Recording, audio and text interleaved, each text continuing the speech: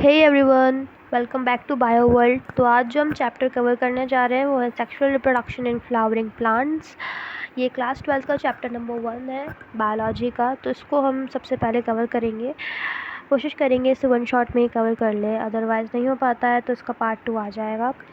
Okay, सो सबसे पहले start करते हैं इस चैप्टर के इंट्रोडक्शन से, विच इज़ फ्लावर। तो फ्लावर्स कितने सुंदर लगते हैं जब भी हम इन्वायरमेंट में अपने आसपास देखते हैं। कितने सारे कलर्स के फ्लावर्स होते हैं जो कि हमें अट्रैक्ट करते हैं, हमें उन्हें देखना कितना पसंद है। जब फ्लावर्स पे बटरफ्लाई बैठी हुई होती है एंड मतलब भंवरे उस पर बैठे हुए होते हैं, कितने अच्छे लगते हैं छोटे छोटे फूल, है ना। तो these flowers are morphological and embryological marbles and the sites of sexual reproduction। यानी कि फ्लावर्स भी सेक्सुअल रिप्रोडक्शन शो करते हैं। जो हम फ्लावरिंग प्लांट्स देख रहे हैं, ये फ्लावर्स हम देखते हैं आखिर कैसे बनते हैं, सेक्सुअल रिप्रोडक्शन से ही तो बनते हैं। इनका जो रिच कलर्स है ये सब सेक्सुअल रिप्रोडक्शन से ही बनता है। तो इस चैप्टर में कुछ नहीं, हम यही पढ़ेंगे लाइक कि एक फ्लावर का क्या स्ट्रक्चर होता है, उसकी क्या मॉर्फोलॉजी होती है और वो किस तरीके से एक सेक्सुअल रिप्रोडक्शन करता है। तो फ्लावर्स देखो, सबसे पहली बात तो एंजियोस्पर्म्स में आते हैं। ये प्लांट किंगडम का टॉपिक है कि व्हाट इज़ एन एंजियोस्पर्म। तो प्लांट किंगडम के भी टॉपिक्स होते हैं जिसमें एंजियोस्पर्म्स आता है। एंजियोस्पर्म्स के अंदर आते हैं हमारे फ्लावरिंग प्लांट्स। तो अगर हम एक फ्लावर का स्ट्रक्चर देखें सबसे पहले, तो उसके स्ट्रक्चर में हमको क्या दिखता है। देखो, ये एक फ्लावर है जो कि बड फॉर्म में है। ये जो छोटी सी कली बनती है फ्लावर की, जब फूल निकलने वाला होता है उस कली में से, तो ये वो बड फॉर्म है। और अगर हम एक टिपिकल फ्लावर का स्ट्रक्चर देखें तो हम उस टिपिकल फ्लावर के स्ट्रक्चर में क्या देखते हैं। हम देखते हैं लाइक सबसे पहले तो ये फ्लावर जिस चीज़ पे अटैच होता है, इस चीज़ को बोलते हैं सेपल। जो ग्रीन कलर का पार्ट होता है जिसके ऊपर फ्लावर की सारी जो भी उसके पार्ट्स होते हैं वो रखे हुए होते हैं, उसको हम सेपल बोलते हैं अगर सिंगल में हो तो। और अगर ये सेपल पेयर्स में हो या फिर मतलब मोर देन वन हो, मल्टीपल्स हो, तो उसे हम कैलिक्स बोलेंगे। ठीक है। अब इस सेपल के ऊपर ये लगे होते हैं पेटल। ये वही पेटल है जो कि हमें बहुत खूबसूरत लगते हैं फ्लावर में, जो कि फ्लावर की पत्तियाँ होती हैं, वो पेटल्स होती हैं। ठीक है। जैसे कि ये पिंक कलर की भी होगी, ब्लू कलर की भी होगी, वाइट कलर की भी होगी। तो जो फ्लावर की रंग बिरंगी पत्तियाँ होती हैं इन सबको हम पेटल कहते हैं। और अगर ये पूरे ग्रुप में है तो इसे हम कोरोला कहते हैं।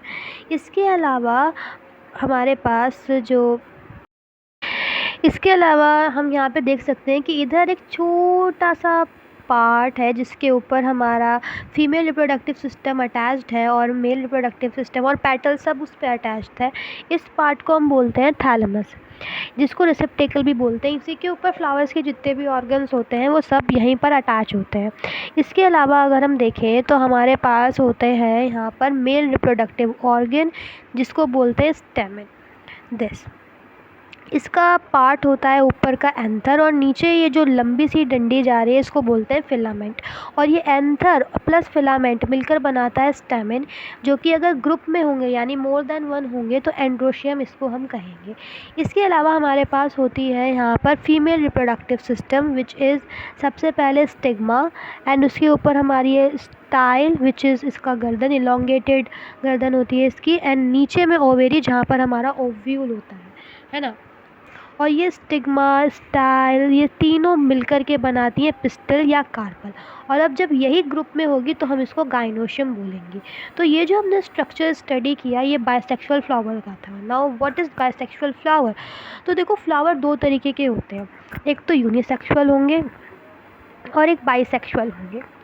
यूनिसेक्सुअल में फ्लावर या तो मेल होगा या तो फ्लावर फीमेल होगा, मतलब कोई एक ही जेंडर स्पेसिफिक का फ्लावर होगा। बट बाइसेक्सुअल में जो फीमेल है और जो मेल है वो एक ही प्लांट में होते हैं, एक ही फ्लावर में होते हैं। जैसे कि ये इसमें हम मेल रिप्रोडक्टिव सिस्टम भी देख पा रहे हैं, फीमेल भी देख पा रहे हैं, तो ये बाइसेक्सुअल होगा। इसका सबसे बड़े एग्जांपल होता है papaya. Papaya is an bisexual flower. Okay, now अब हम नीचे जाते हैं, विच इज़ प्री फर्टिलाइजेशन। यानी इस चैप्टर को 3 भागों में हम बांट के पढ़ेंगे। पहले तो पढ़ेंगे हम प्री फर्टिलाइजेशन इवेंट, जिसमें हम ये जानेंगे कि कैसे मेल रिप्रोडक्टिव ऑर्गन्स बनते हैं, एंड जो हमारा पॉलन ग्रेन्स है और ये एग है ये कैसे बनता है।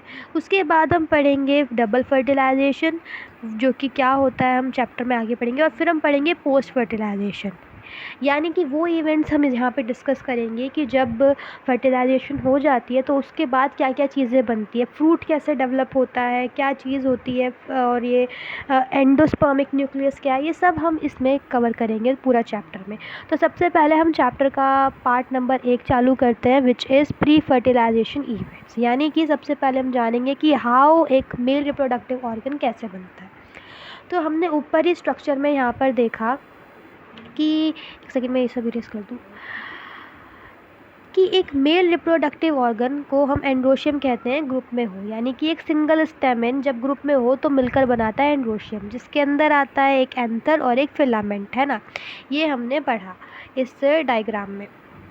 अब हम यहाँ पर देखते हैं कि तो एंड्रोशियम जो है वो मेल रिप्रोडक्टिव ऑर्गन को रिप्रेजेंट करेगा। अब इस एंड्रोशियम के अगर हम स्ट्रक्चर को देखें तो हमारे पास यहाँ एक टिपिकल स्टेमेन का स्ट्रक्चर है। स्टेमेन यानी एक सिंगल एंड्रोशियम, ठीक है। तो इसके ऊपर तुम यहाँ पर देखोगे तो ये जो दो ऐसे करके स्ट्रक्चर्स बने हुए हैं, इन दो स्ट्रक्चर्स को हम बोलते हैं एंथर, और ये इसका एक लोब होता है और ये इसका सेकेंड लोब होता है। तो इसीलिए एक टिपिकल स्टेमेन बायलॉब्ड होती है, ठीक है। इसके दो लोब होते हैं, ऊपर वाले लोब और ये रहा नीचे वाला लोब, और ये इसलिए इसे बायलॉब्ड कहेंगे, यानी एक टिपिकल स्टेमेन बायलॉब्ड होगी।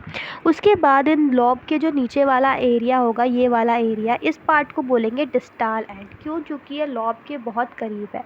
ये जो पतली सी जा रही है ट्यूब सी, ये फिलामेंट है, और इसके एंड वाले पार्ट को बोलेंगे प्रॉक्सिमल एंड, और ये सब जिस पे अटैच्ड है उसको बोलेंगे थैलेमस। लेकिन ज़रूरी नहीं है एक स्टेमेन हमेशा थैलेमस पे ही अटैच्ड हो। एक स्टेमेन अगर कभी थैलेमस के अलावा पेटल पे भी अटैच्ड हो सकता है। जब ये कभी पेटल पे अटैच्ड होता है इसका प्रॉक्सिमल एंड, यानी ये यहाँ पे प्रॉक्सिमल एंड थैलेमस पे अटैच्ड है, बट कुछ केसेस में ऐसा भी होता है कि प्रॉक्सिमल एंड पेटल पे अटैच्ड होता है, तब उस चीज़ को हम एपिपेटलस कंडीशन बोलते हैं। उस पार्ट को एपिपेटलस कंडीशन बोला जाता है। ओके, तो ये जो लिखा है यहाँ पे यही लिखा है कि एक टिपिकल एंथर जो होता है वो बायलॉब्ड होता है, क्योंकि इतना हिस्सा तो एंथर ही होता है ना। देखो ये इतना हिस्सा एंथर है और इतना हिस्सा स्टेमेन है, ठीक है। इतना सा हिस्सा जो है ये एंथर का है, और फिर ये पूरी जो ट्यूब जा रही है ये हमारी फिलामेंट है। तो एक टिपिकल एंजियोस्पर्म का एंथर जो है वो बायलॉब्ड होता है। एक लॉब ये रही, एक लॉब ये रही, है ना। एंथर के पास 2 लॉब्स होती है और हर एक लॉब में 2 थेक्काज होते हैं, जो कि हम नीचे वाले डायग्राम में देखेंगे कि ये 2 थेक्काज कैसे दिखते हैं और कहाँ होते हैं। दैट इज़ एक एंथर जो है वो डाइथेक्कस भी होता है। नाउ प्रॉक्सिमल एंड जो है वो थैलेमस पे यहाँ पर अटैच्ड है ना, थैलेमस पे ही तो अटैच्ड है ये। एंड अगर प्रॉक्सिमल एंड कभी पेटल पे अटैच हो, यानी थैलेमस पे अटैच ना हो, तो उस चीज़ को हम एपिपेटलस कंडीशन बोलेंगे। अब एक टिपिकल स्टेमेन को हम 3D कट में देख रहे हैं। 3D कट में मतलब कि ये देखो, ये मेरे पास ये एंथर है, इस एंथर को मैंने यहाँ ऊपर से काट लिया है, ये एंथर, इसको मैंने ऊपर से काट लिया, और फिर अब मैं इतना हिस्सा तुम लोगों को 3D कट में दिखा रही हूँ। तो दिस इज़ 3D कट। इसमें तुम देख सकते हो कि यहाँ पर ये एक लॉब ये रही, एक लॉब ये रही, ये 2 लॉब हो गई, ये वाली एक लॉब, ये वाली दूसरी लॉब, है ना। और हर एक लॉब के अंदर अगर तुम देखोगे तो यहाँ पर ये 2 थेक्के हैं, इसको थेका बोलते हैं। तो हर एक लॉब में, जैसा ऊपर लिखा हुआ था कि ईच लॉब हैव 2 थेकास, तो वैसे ही एक लॉब में 2 थेका, एक लॉब में 2 थेका, टोटल हो गए 4 थेकास, विच इज़, इसको हम डाइथेकस भी बोलते हैं। ओके, तो इस 3D कट में हम क्या देखते हैं, टिपिकल स्टेमेन के 3D कट में हम देखते हैं, सॉरी एंथर के 3D कट में हम देखते हैं कि सबसे पहली तो यहाँ पर हमारे पास होती है लेयर विच इज़ एपिडर्मिस। ये देख सकते हो, this is the layer which is epidermis. मेरी एपिडर्मिस अलग बन गई, ये रही, ऐसे करके ये रही एपिडर्मिस। इस एपिडर्मिस लेयर के अंदर होती है यहाँ पर एंडोथेशियम। एंडोथेशियम, ये जो छोटे छोटे ब्लॉक्स दिख रहे हैं ये एंडोथेशियम के ब्लॉक्स हैं। और फिर ये जो बीच में बची इसको हम बोलते हैं मिडल लेयर, मिडल लेयर। और फिर ये वाली जो लेयर दिख रही है, ये वाली दिस, इसको हम बोलते हैं टैप्टम। टैप्टम एक बहुत ही इंपॉर्टेंट लेयर है। वैसे तो तीनों ही, ये पूरी की पूरी चारों ही लेयर्स इंपॉर्टेंट है, बट टैप्टम ज़्यादा इंपॉर्टेंट है बिकॉज ये पॉलन ग्रेन को नरिशमेंट भी देती है। इस वजह से ये जो है थोड़ी सी ज़्यादा इंपॉर्टेंट है, बिकॉज ये पॉलन ग्रेन को नरिशमेंट देगी, एंड पॉलन ग्रेन ही तो है जो फिर आगे काम करेगा, है ना। अब इस टैप्टम के अंदर होता है हमारा स्पोरेंजियस टिश्यू। इसके अंदर स्पोरेंजियस टिश्यू भरा हुआ होता है, ये देख सकते हो, ये स्पोरेंजियस टिश्यू, इसको अभी और डिटेल में डायग्राम में देखेंगे। स्पोरेंजियस टिश्यू बना हुआ होता है, और इस स्पोरेंजियस टिश्यू के अंदर होता है माइक्रोस्पोर मदर सेल। ये माइक्रोस्पोर मदर सेल ही बाद में पॉलन ग्रेन बनेंगे, ठीक है। नाउ अब इन 4 लेयरों को पढ़ लेते हैं कि इन 4 लेयरों के फंक्शंस क्या क्या है। तो पहला तो है एपिडर्मिस। एपिडर्मिस का काम होता है प्रोटेक्शन देना, यानी कि सुरक्षा देना एक पूरे एंथर के जो अंदर भी लेयर्स हैं उन सबको। सेकंड है एंडोथेशियम। एंडोथेशियम का काम है कि ये भी प्रोटेक्शन के लिए होती है, बट ये सिंगल सेल्ड लेयर है विच इज़ फॉर प्रोटेक्शन। उसके बाद आती है middle layer which is the third layer, जो कि मल्टीपल लेयर्स की ग्रुप की बनी हुई होती है। जैसे कि तुम यहाँ पे भी देख सकते हो कितनी सारी लेयर्स बन करके ये मिडल लेयर बनी हुई है यहाँ पर, है ना। उसके बाद लास्ट आती है टैप्टम, जो कि बाइन्यूक्लिएटेड होती है, ऐसे करके बाइन्यूक्लिएटेड होती है ये लेयर, ऐसे करके बनी हुई होती है, दिस इज बाइन्यूक्लिएटेड। ऐसे करके इसने पूरे स्पोरेंजियस टिश्यू को कवर कर रखा होता है, और इसका काम होता है पॉलन ग्रेन को नरिशमेंट प्रोवाइड करवाना। ओके, नाउ हर एक एंथर के पास 4 थिकास हैं, इसलिए इसको क्या बोलते हैं, डाईथैकस भी बोलते हैं, डाईथैकस, है ना। Having 4 microsporangium in which sporogenous tissue is filled. अब देखो इस डायग्राम में तुम देख सकते हो कि पहली लेयर क्या है, एपिडर्मिस। उसके बाद क्या है, ये एंडोथीशियम, जो कि एक सिंगल सेल्ड लेयर है, सिंगल सेल्ड लेयर, है ना। उसके बाद आती है मिडल लेयर। अगर ये सिंगल सेल्ड है तो मिडल लेयर जो है वो मल्टीपल सेल्ड है, मल्टीपल सेल्ड की लेयर है। फिर आती है टैप्टम, और टैप्टम तुम यहाँ पे देख सकते हो कि ये बाइन्यूक्लिएटेड बनी हुई है, ये देखो 2-2 न्यूक्लियस। इस तरीके से इसने पूरे स्पोरेंजियस टिश्यू को कवर कर रखा है। ये स्पोरेंजियस टिश्यू है जो कि ब्लैक कलर से है, जिसके अंदर 1000 ऑफ माइक्रोस्पोर्स है, एंड ये बड़ा सा जो देख रहे हो ये है माइक्रोस्पोर मदर सेल, जो कि अभी डिप्लॉयड है, डिप्लॉयड यानी 2n है ना। तो एक माइक्रोस्पोरेंजियम को हम पोलन सैक भी कहते हैं। ये जो मैंने स्ट्रक्चर बताया ये किसका था, ये स्ट्रक्चर था माइक्रोस्पोरेंजियम का, है ना। हमारे पास एंथर है, एंथर में 2 लॉब है, हर एक लॉब के अंदर 2-2 थैका है, और इन 2 थैका में है हमारा माइक्रोस्पोरेंजियम। माइक्रोस्पोरेंजियम को जिसे हम पोलन सैक भी बोलते हैं, जिसके अंदर जब पोलन ग्रेन्स भर जाते हैं, जब पोलन ग्रेन्स ये बना लेते हैं तो इसे हम पोलन सैक भी कहेंगे, किसको, माइक्रोस्पोरेंजियम को। ये किसका डायग्राम था, एक माइक्रोस्पोरेंजियम का। इस माइक्रोस्पोरेंजियम की सबसे पहली लेयर एपिडर्मिस है, सेकंड एंडोथेसियम है, थर्ड मिडल लेयर है, फोर्थ टैप्टम है जो कि पोलन ग्रेन्स के नरिशमेंट में हेल्प करेगी। फिर इसके अंदर भरा हुआ होता है स्पोरेंजियस टिश्यू, जिसमें होते हैं थाउजेंड्स ऑफ माइक्रोस्पोर्स, एंड फिर आता है माइक्रोस्पोर मदर सेल जो कि डिप्लॉयड होता है, ठीक है। तो इसी माइक्रोस्पोरेंजियम के टिश्यू को इसी माइक्रोस्पोरेंजियम के स्ट्रक्चर को जिससे हमने अभी पढ़ा है, इसको पोलन सैक भी कहते हैं, लेकिन तब जब इसके अंदर पूरे पोलन ग्रेन्स भर जाते हैं। नाउ माइक्रोस्पोरोजेनेसिस क्या होती है, माइक्रोस्पोरोजेनेसिस किसी भी माइक्रोस्पोर मदर सेल से, ये जो माइक्रोस्पोर मदर सेल है ये आगे चल कर के पोलन सैक बनाने का ही तो काम करेगा। तो ये माइक्रोस्पोर मदर सेल जब आगे चल कर के माइक्रोस्पोर टेट्राड बनाता है, इसी प्रोसेस को माइक्रोस्पोरोजेनेसिस कहेंगे, माइक्रोस्पोरोजेनेसिस कहेंगे। तो होता है क्या है, इस माइक्रोस्पोर मदर सेल में सबसे पहले होती है मियोसिस। जब इसमें मियोसिस होगी, ये वैसे कंबाइंड मियोसिस है, बट हम इसको यानी कि एक ही बारी में ये सब कुछ हो जाएगा, बट हम थोड़ा डिटेल में पढ़ रहे हैं तो व्हाई नॉट। तो पहले मियोसिस नंबर 1 होगी, जिसमें हमारे पास ये 2 माइक्रोस्पोर्स आ जाएंगे जो कि NN होंगे। अब ये 2N नहीं रहा, ये सिंगल N हो गया, यानी ये हैप्लॉइड हो चुका है।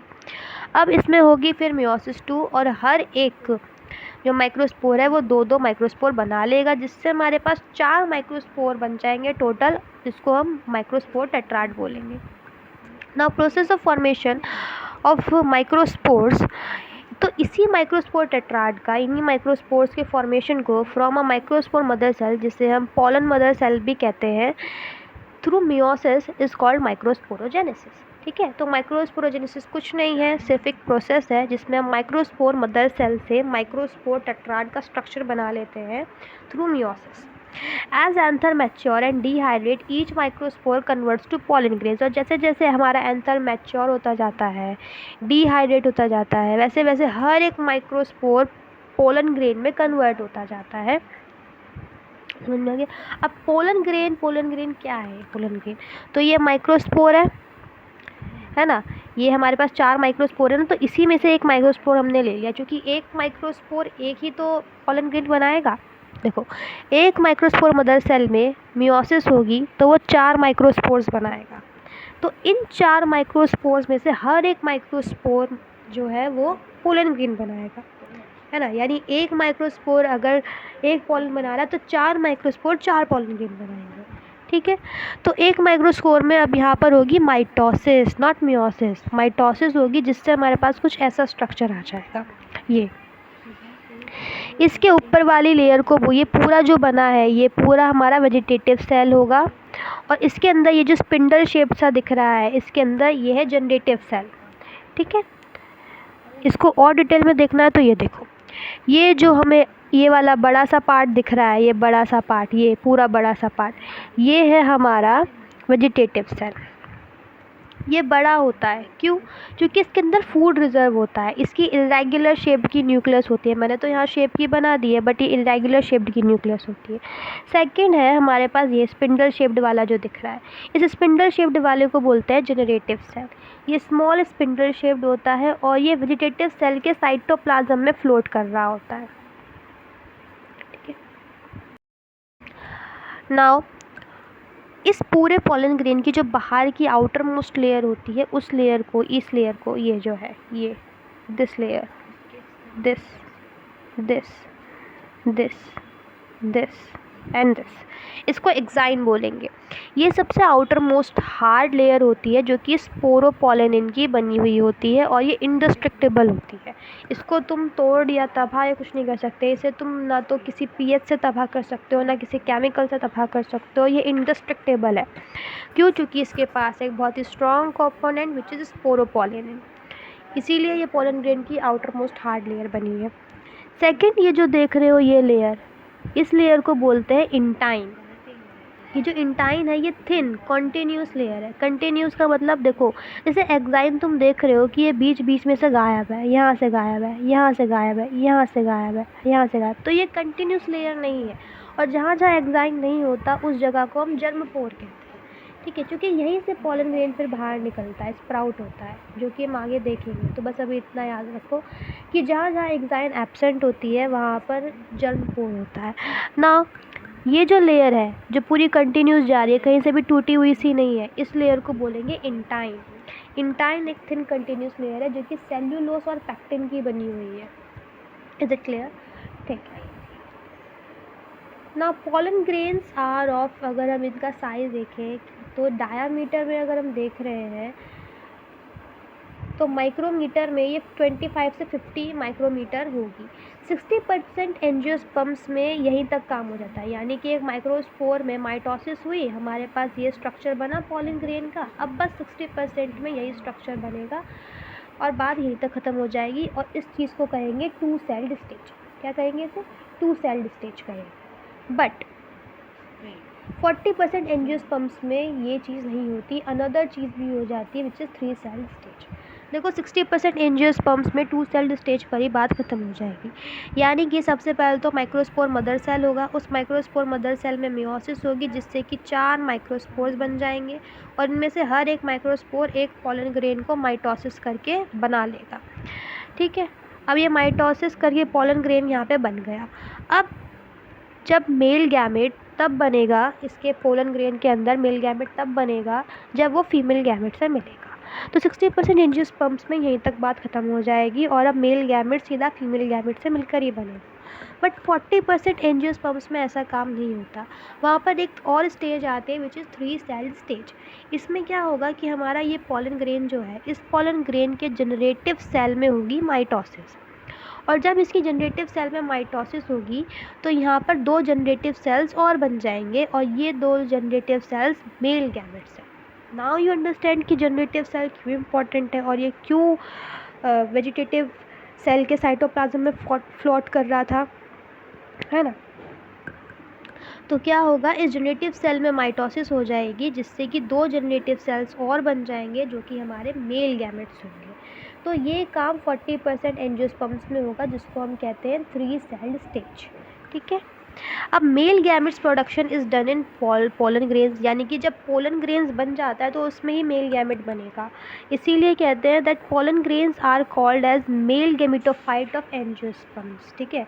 मेल रिप्रोडक्टिव ऑर्गन क्या है, एंजियोस्पर्म, है ना। उसके अंदर एंथर बाइलॉब्ड होता है, हर एक लॉब में 2 थेका होते हैं और हर एक थेका माइक्रोस्पोरेंजियम होता है जिसकी आउटर मोस्ट लेयर एपिडर्मिस होती है, उसके बाद एंडोडर्मिस होती है, फिर मिडल लेयर, फिर टेप्टम, अंदर भरा है स्पोरेंजियस टिश्यू जिसके अंदर है माइक्रोस्पोर मदर सेल जिसमें होगी मियोसिस, बनेंगे 4 माइक्रोस्पोर, हर एक माइक्रोस्पोर में माइटोसिस होगी, एक पोलन ग्रेन बनेगा। ये बात है 2 सेल्ड स्टेज तक की। ठीक है। अब 40% एंजियोस्पर्म्स में उस पोलन ग्रेन के जनरेटिव सेल में होगी माइटोसिस जिससे 2 जनरेटिव सेल्स बनेंगे और बनेगा मेल गैमेट। यही 2 जनरेटिव सेल्स मेल गैमेट है। ठीक है। तो बेसिकली मेल गैमेट कहाँ बना, पोलन ग्रेन में ही बना, है ना। तो इसीलिए pollen grains are called as the male gametophyte of angiosperms. Done. Pollen grains of many species cause severe allergies and bronchial affections in some people from leads to chronic respiratory disorders।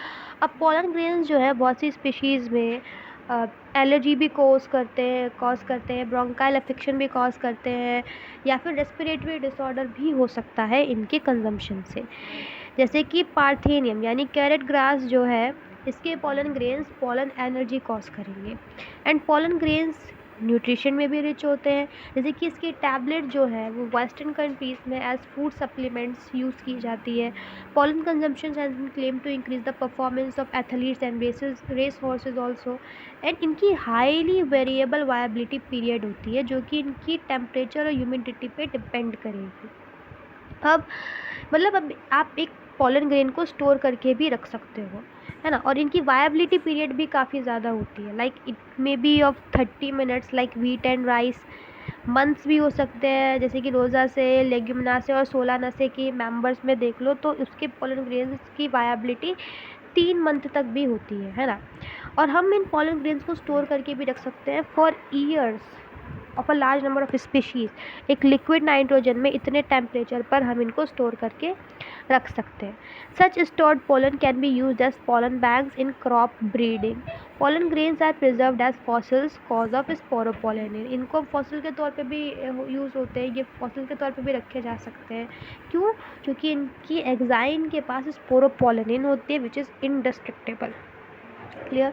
अभी हमने जितना तक पढ़ लिया है यहाँ तक एक बार एनसीईआरटी रीड कर लेते हैं, उसके बाद फीमेल रिप्रोडक्टिव ऑर्गन को चालू करेंगे। ओके। तो यहाँ से एनसीईआरटी रीडिंग स्टार्ट करते हैं। इंट्रोडक्शन सबसे पहले तो, are we not lucky that plants reproduce sexually? The myriads of flower that we are enjoying gazing at, the scents and the perfume that we swoon over, the rich colors and attractors, all there as an aid to sexual reproduction. Flowers do not exist only for us to be used for our selfishness. Flowers सिर्फ हमारी selfishness के use करने के लिए नहीं होते हैं। All flowering plants show sexual reproduction। इस लाइन को हाईलाइट कर लो।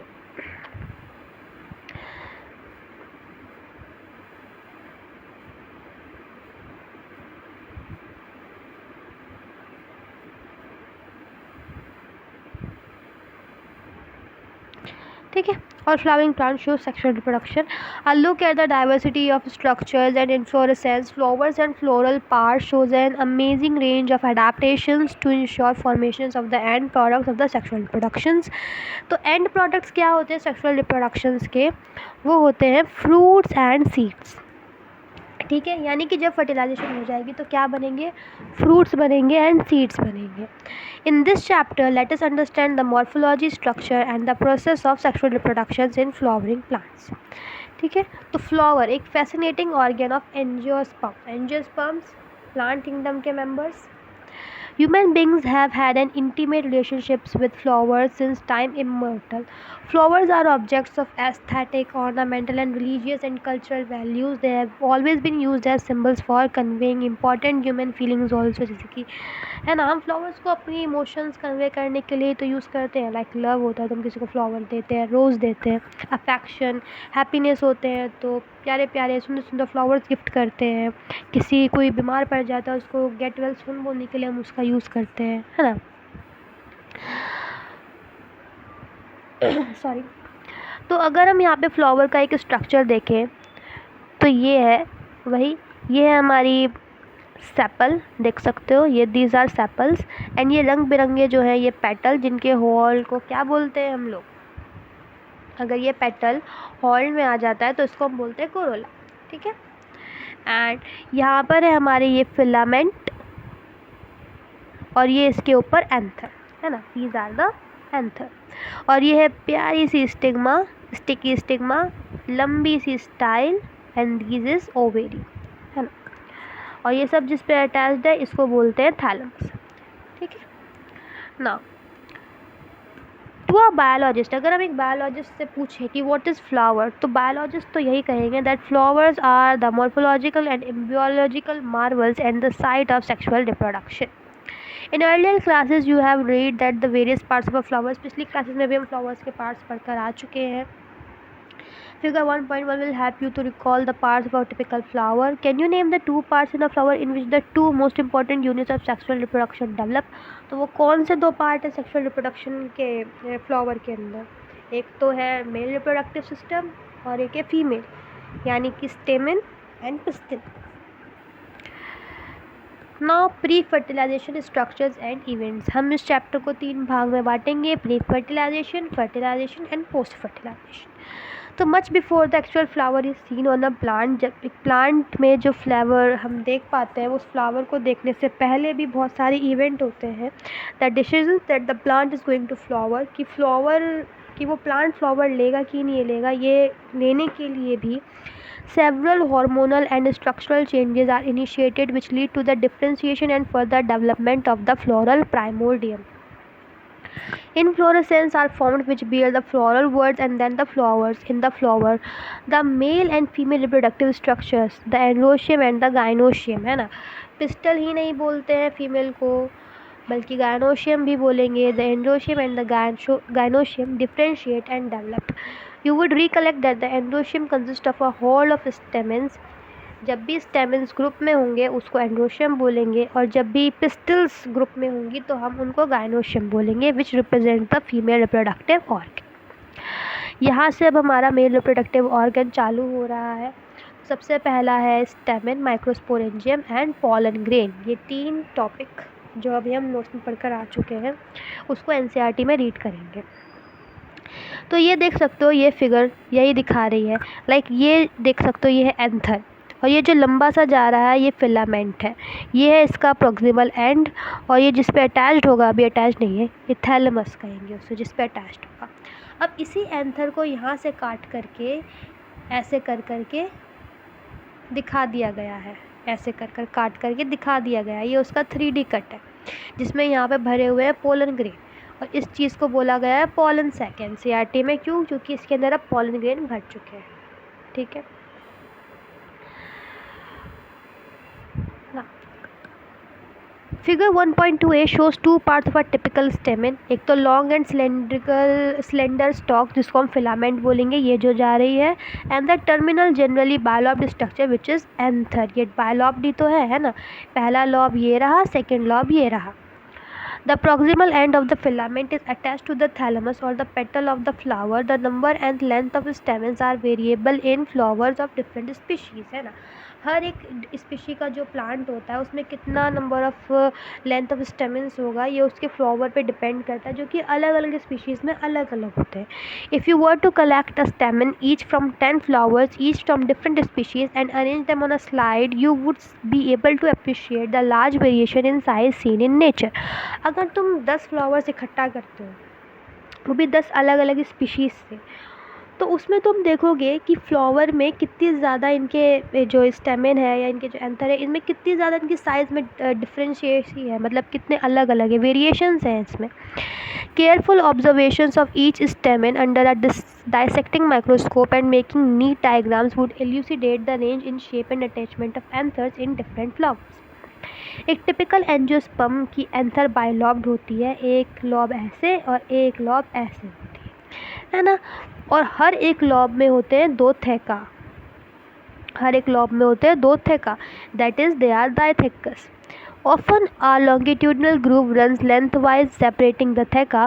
Let us understand the various type of tissues and their organizations in the transverse sections of an anther. The bilobed nature of an anther is very distinct in the transverse section of the anther. The anther is a four-sided structure, tetragonal structure है ना, ये four-sided structure है, tetragonal structure, consisting of 4 microsporangia located at the corners. ये एक microsporangia, ये एक microsporangia, ये एक माइक्रोस्पोरेंजिया और ये एक माइक्रोस्पोरेंजिया. और जब इन्हीं माइक्रोस्पोरेंजिया में पोलन ग्रेन्स भर जाएंगे तो हम इसको पोलन सैक बोलेंगे. Sorry. The microsporangia develop further and become pollen sacs. They extend longitudinally all through the length of an anther and are packed with pollen grains. The structure of microsporangium. In a transverse section, a typical microsporangium appears nearly circular in outline, है ना, ऐसे ही करके तो दिखता है outline में, जो कि 4 लेयरों से अटैच होता है, 4 लेयरों से कवर्ड होता है. ये एक माइक्रोस्पोरेंजियम है जो कि सर्कुलर दिख रहा है ना. इसमें 4 लेयर होगी. पहली वाली का नाम होगा एपिडर्मिस, ये वाली जो पहली वाली है इसका नाम है एपिडर्मिस. इसके बाद जो यहाँ पे दिखेगी ऐसी, ये सिंगल सेल्ड वाली, ये है second layer which is endothecium.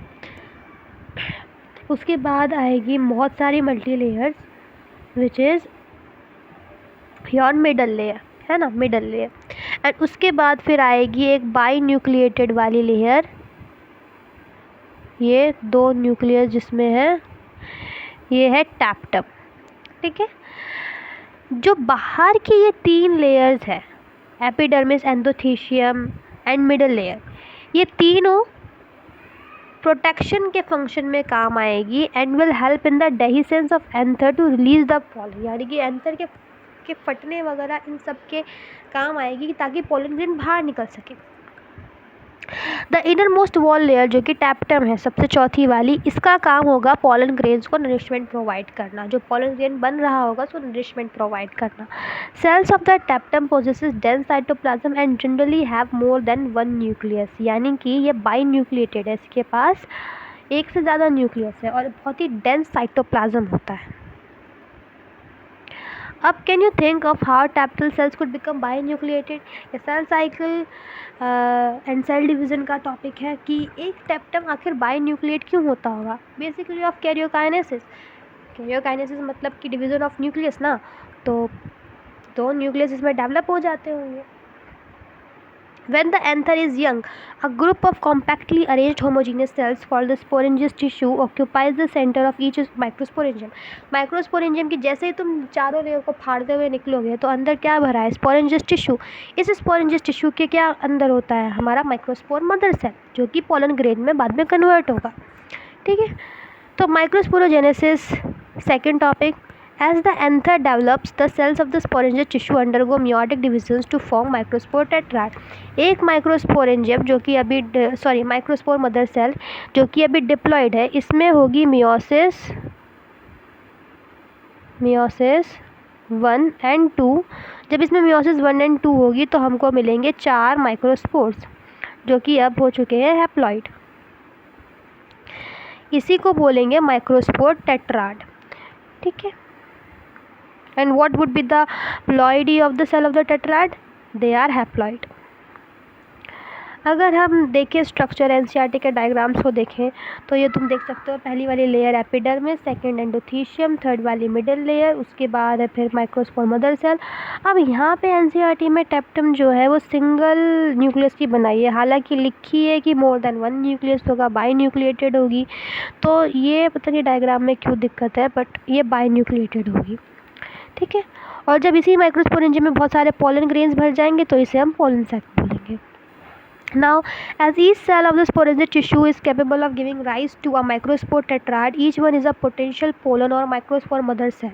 The process of formation, इस चीज़ को highlight, the process of formation of microspores from a mother cell through meiosis is called microsporogenesis. तो एक पोलन मदर सेल से मियोसिस करके microsporogenesis बना लेना, सॉरी एक pollen mother cell से मियोसिस करके माइक्रोस्पोर्स बना लेना, उसे माइक्रोस्पोरोजेनेसिस कहेंगे।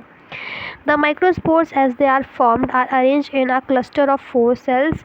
ये ऐसे करके 4 सेल्स के एकदम चिपके हुए होते हैं, ऐसे करके 4 सेल्स के क्लस्टर्स में अरेंज होंगे, जिसे हम माइक्रोस्पोर टेट्राड बोलेंगे इस स्ट्रक्चर को। As the anther matures and dehydrates, the microspores dehiscence from each other and develop into pollen grains. Inside each microsporangium, several thousands of microspores या pollen grains are formed that are released with the dehiscence of anther. Dehiscence यानी anther का फट जाना, like this, निकल रहे हैं।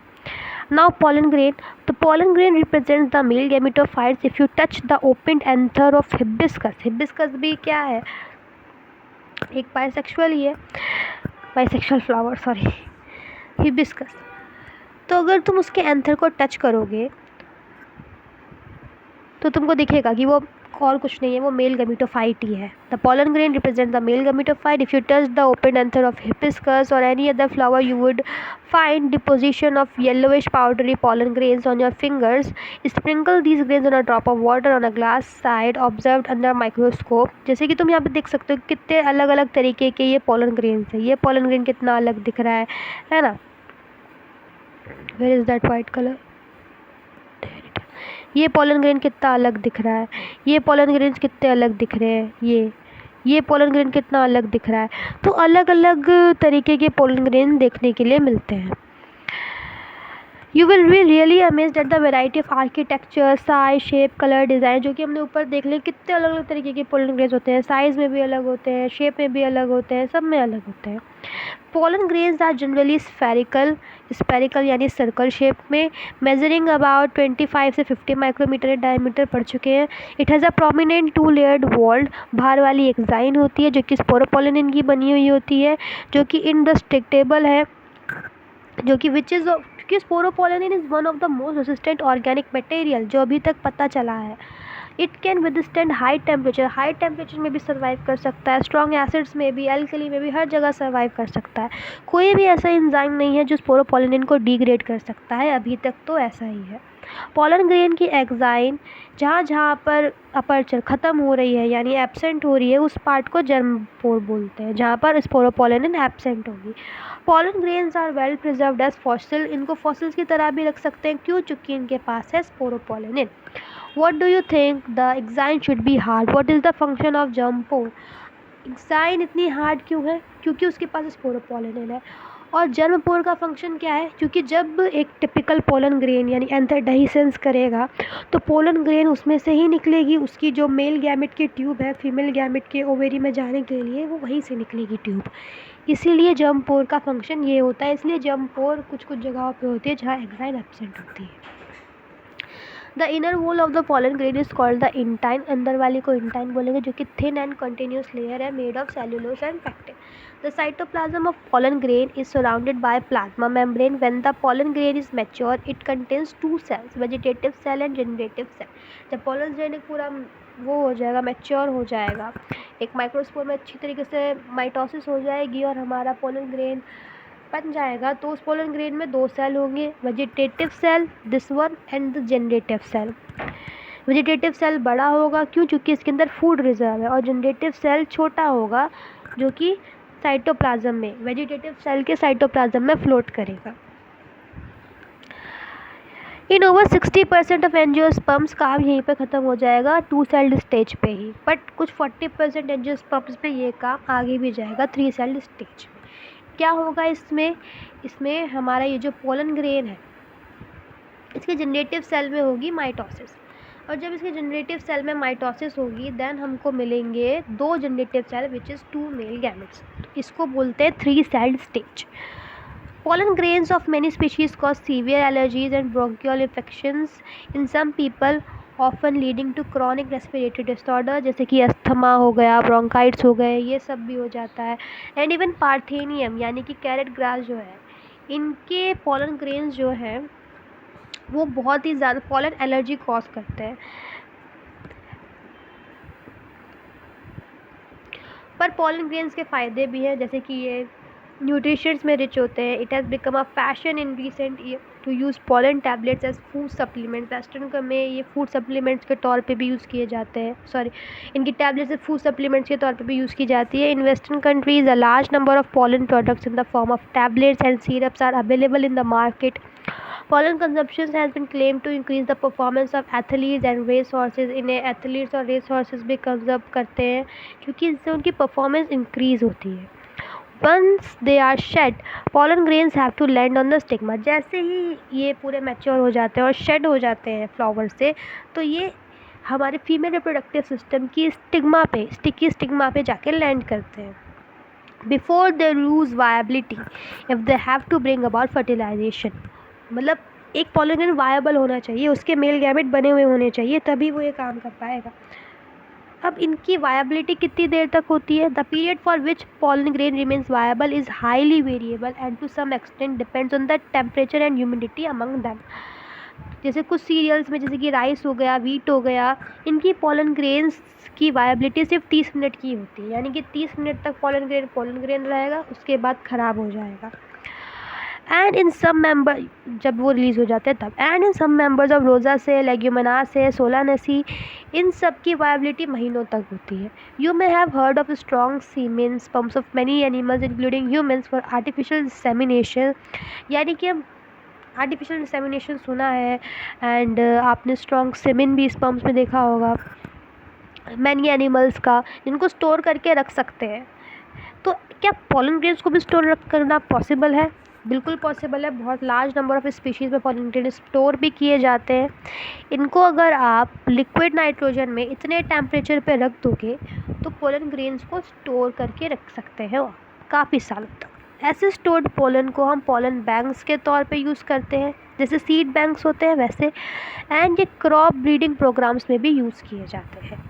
ठीक है, तो यहाँ से हम स्टार्ट कर रहे हैं फीमेल रिप्रोडक्टिव ऑर्गन को। तो फीमेल रिप्रोडक्टिव ऑर्गन को गाइनोशियम रिप्रेजेंटेड इट। गाइनोशियम जैसे कि हमने पढ़ा स्टेमेन प्लस एंड्रोशियम बनता है ना, वैसे ही gynoecium is female reproductive organ. तो इस एक टिपिकल गाइनोशियम, जिसको हम ग्रुप में कहते हैं, बट अगर ये सिंगल में हो तो इसको पिस्टल या फिर कार्पल बोलेंगे। तो एक टिपिकल पिस्टल की स्ट्रक्चर कैसी होती है? देखो, ये थैलेमस से अटैच्ड है, दिस इज़ थैलेमस, ये जो अटैच्ड पोर्शन है दिस इज़ थैलेमस। ठीक है, इसके ऊपर यहाँ पे होती है एक स्टिकी स्टिग्मा। ये स्टिकी इसलिए है क्योंकि यहाँ पर पोलन ग्रेन्स आकर लैंड करेंगे, इसलिए स्टिकी स्टिग्मा।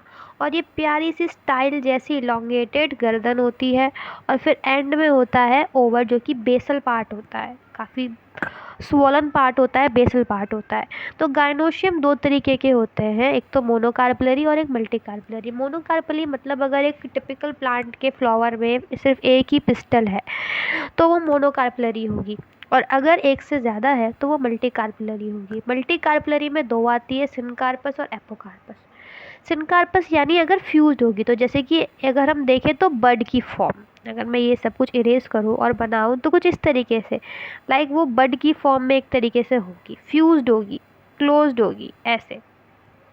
और अगर मैं एपोकार्पस की बात करूँ तो वो अनफ्यूज्ड होगी, जॉइंट नहीं होगी। कैसे इसका स्ट्रक्चर अभी हम देखेंगे एनसीईआरटी में, जब हम इसकी एनसीईआरटी रीडिंग करेंगे। ठीक है, तब तक इसका नेक्स्ट पार्ट पढ़ते हैं।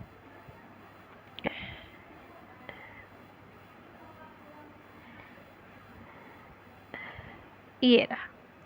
ठीक है, तो एक टिपिकल पिस्टल के अंदर स्टिग्मा है, स्टाइल है एंड ओवेरी है।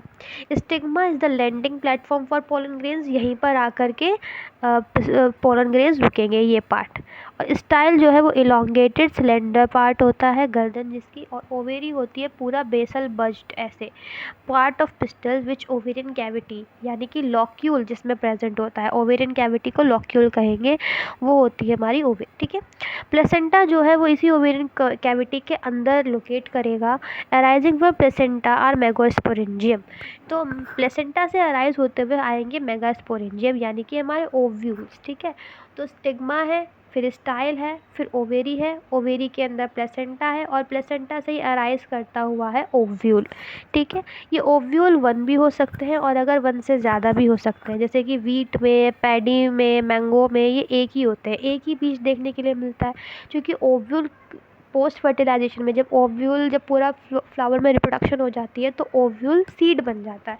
तो ये सीड एक भी हो सकती है, ये एक से ज़्यादा भी हो सकते हैं। अगर एक से ज़्यादा ओव्यूल है तो सी बात है एक से ज़्यादा सीड्स भी बनेंगी। जैसे कि वीट हो गए, पैडी हो गए, मैंगो, इसमें तुम एक ही सीड देखते हो, मतलब जब इसमें रिप्रोडक्शन नहीं हुई थी तो ये एक ही ओव्यूल था। और अगर एक से ज़्यादा है तो पपाया में जैसे देख लो कितने सारे सीड्स होते हैं, तो और वाटरमेलन में कितने सारे होते हैं, ऑर्काइड्स में कितने सारे होते हैं। तो ये सब यही बात दर्शाते हैं that they have many ovules, that's why they have many seeds. अब मैक्रोस्पोरेंजियम, जैसे कि उसमें एंड्रोशियम में माइक्रोस्पोरेंजियम होता है, वैसे ही यहाँ पे मेगास्पोरेंजियम होता है। माइक्रो का मतलब होता है मेल से एंड मेगा का मतलब होता है फीमेल, काफ़ी यूज टर्म है, so that's why I thought कि क्यों ना बता दी जाए। तो मेगास्पोरेंजियम यानी कि फीमेल स्पोरेंजियम। तो अगर हम यहाँ पे स्ट्रक्चर देखें तो तुम यहाँ पे स्ट्रक्चर देख सकते हो, लाइक दिस इज स्टिग्मा, ये है स्टाइल, ये है ओवेरी। ठीक है, ये है ओवेरी। नाउ ये है chalazal pole. Chalazal pole is, let me just tick that.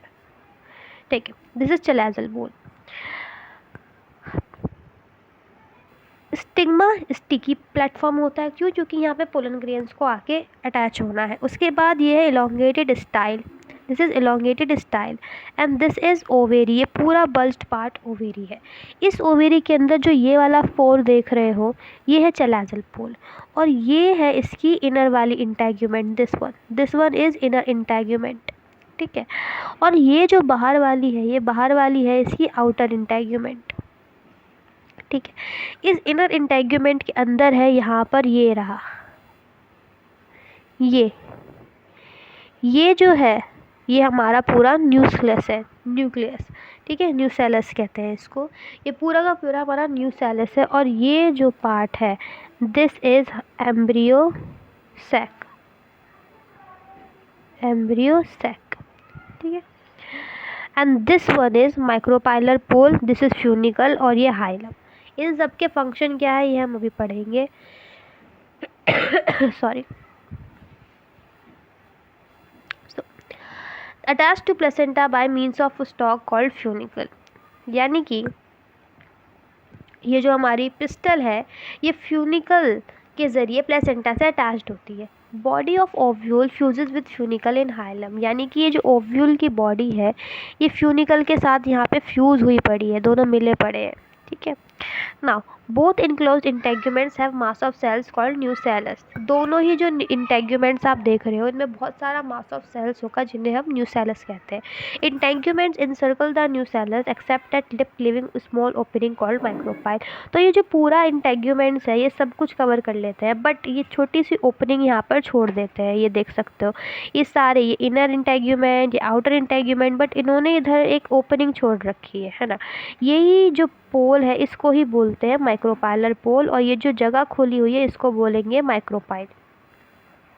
Okay, now opposite the micropyle ends we have chalazal pole. इसके ही बिल्कुल यहाँ माइक्रोपाइल पोल है तो ये रहा चैलाजल पोल। ठीक है, one ovule generally have single embryo sac formed from a megaspore. तो एक मेगास्पोर से एक ही ओव्यूल बनेगा और उसी एक ओव्यूल से एक ही एम्ब्रियो सैक बनेगा। ठीक है, तो एक मेगास्पोर से एक ही ओव्यूल बनेगा, एक ही जिसमें एक ही एम्ब्रियो सैक होगा। Now process of formation of megaspores from the megaspore mother cell is called megasporangium. जैसे वहाँ पर एक माइक्रोस्पोर मदर सेल से 4 माइक्रोस्पोर बन रहे थे, उस प्रोसेस को माइक्रोस्पोरोजेनेसिस कह रहे थे। वैसे ही यहाँ पर एक मेगास्पोर मदर सेल से एक मेगास्पोर के फॉर्मेशन को मेगास्पोरोजेनेसिस कहेंगे। नाउ ये जो मेगास्पोर मदर सेल है, ये एक लार्ज सेल होता है, इसका साइटोप्लाज्म डेंस होगा, have a prominent nucleus and it undergoes meiotic division which produce 4 megaspores which is haploid. तो ये प्रोसेस भी बिल्कुल सेम ही है। अब देखते हैं कि फीमेल गैमेट की फॉर्मेशन कैसे होती है, यानी कि एक फीमेल गैमेट एम्ब्रियो सैक कैसे बनता है। देखो, सबसे पहले तो हमारे पास है एक माइक्रोस्पोर मदर सेल। इस माइक्रोस्पोर मदर सेल के अंदर हुई मियोसिस, ठीक है, जैसे उसमें हुई थी मेगास्पोर मदर सेल में, वैसे ही यहाँ पर भी होगी। और यहाँ पर चार जो है वो मेगास्पोर्स हमको देखने के लिए मिल जाएंगे। मेगास्पोरिक कंडीशन जो है, टेट्रा मेगास्पोरिक कंडीशन, वो यहाँ पे भी देखने के लिए मिलेगी।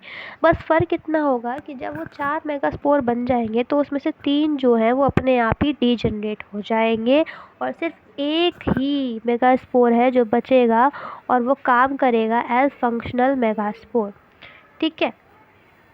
जैसे कि यहाँ पर देख सकते हो कि ये 3 डीजनरेट हो गए, बचा है तो सिर्फ ये एक। अब इसी एक में मियोसिस होगी, जिससे फिर ये 2 न्यूक्लियस वाला स्ट्रक्चर बनेगा। फिर इसमें एक और मियोसिस होगी जिससे 4 न्यूक्लिएट वाला एम्ब्रियो सैक बनेगा। और उसके बाद फिर क्या कहते हैं, यहाँ पर फिर से मियोसिस होगी जिससे ये 8 न्यूक्लिएट स्टेज बन जाएगी।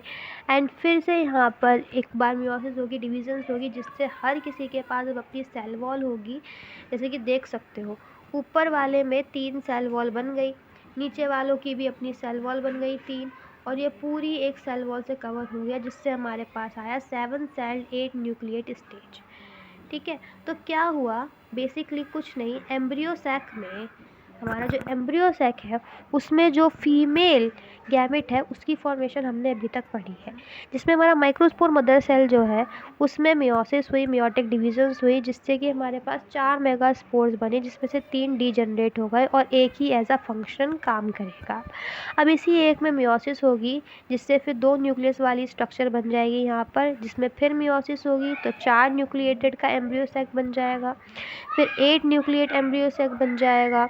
उसके बाद यहाँ पर इस 8 न्यूक्लिएटेड स्टेज में अब और फर्दर डिविजन्स नहीं होंगी, बट उल्टा 7 सेल वॉल्स अपने आप ही डेवलप हो जाएंगी। जैसे कि यहाँ पे देखो, एक सेल वॉल ये, एक सेल वॉल ये डेवलप हो गई, एक सेल वॉल ये डेवलप हो गई, एक ये डेवलप हो गई, एक ये डेवलप हो गई, एक ये डेवलप हो गई, और ये एक पूरी खुद ही सेल वॉल बन गई, है ना। तो इस स्टेज को, इस स्ट्रक्चर को बोलेंगे 7 सेल्ड 8 न्यूक्लिएटेड स्टेज, यानी कि 7 सेल बट 8 न्यूक्लियस। कैसे, ये जो ऊपर के 3 पोर्शंस देख रहे हो इनको बोलेंगे एंटीपोडल्स। एंटीपोडल्स में यहाँ पर ये 3 सेल दिखने के लिए मिल रहे हैं, 3 न्यूक्लियस भी कह लो, और ये है 2 पोलर न्यूक्लियाई जो कि सेंट्रल सेल में, यहाँ पूरे सेंट्रल सेल में बैठे हुए हैं। इसके अलावा हमारे पास है यहाँ पर 2 और बड़े स्ट्रक्चर्स विच इज़, एक तो ये और एक ये है फिलीफॉर्म अपैरेटस, और इन मतलब ये है सिनर्जीड्स, और इनके ऊपर ये जो लगे हुए हैं ये है फिलीफॉर्म अपैरेटस। इनका बहुत बड़ा फंक्शन है, क्यों, क्योंकि ये गाइड करेंगे पोलन ट्यूब्स को। And this is egg. Only functional megaspore develops into female gametophyte embryo sac, यानी कि अभी हमने पढ़ लिया कि ओनली जो एक ही फंक्शनल मेगास्पोर बचेगा चारों में से वही एम्ब्रियो सैक बनेगा। And embryo sac is what, it is female gametophyte, female gamete, जैसे वहाँ पर पोलन सैक है या एम्ब्रियो सैक है। Formation of embryo sac from a single megaspore is called monosporic development. तो यहाँ पर हमने 2 चीज़ सीख ली है। पहली तो ये कि एक मेगास्पोर मदर सेल से मेगास्पोर्स बनाने का प्रोसेस मेगास्पोरोजेनेसिस कहलाएगा, और उसी मेगास्पोर से एम्ब्रियो सैक, एक सिंगल मेगास्पोर से एक सिंगल एम्ब्रियो सैक बनाने के प्रोसेस को मोनोस्पोरिक डेवलपमेंट कहेंगे। नाउ अगर फीमेल गेमेटोफाइट क्लियर हो गया तो let's read NCERT till here. तो यहाँ तक ही एनसीईआरटी रीड करते हैं।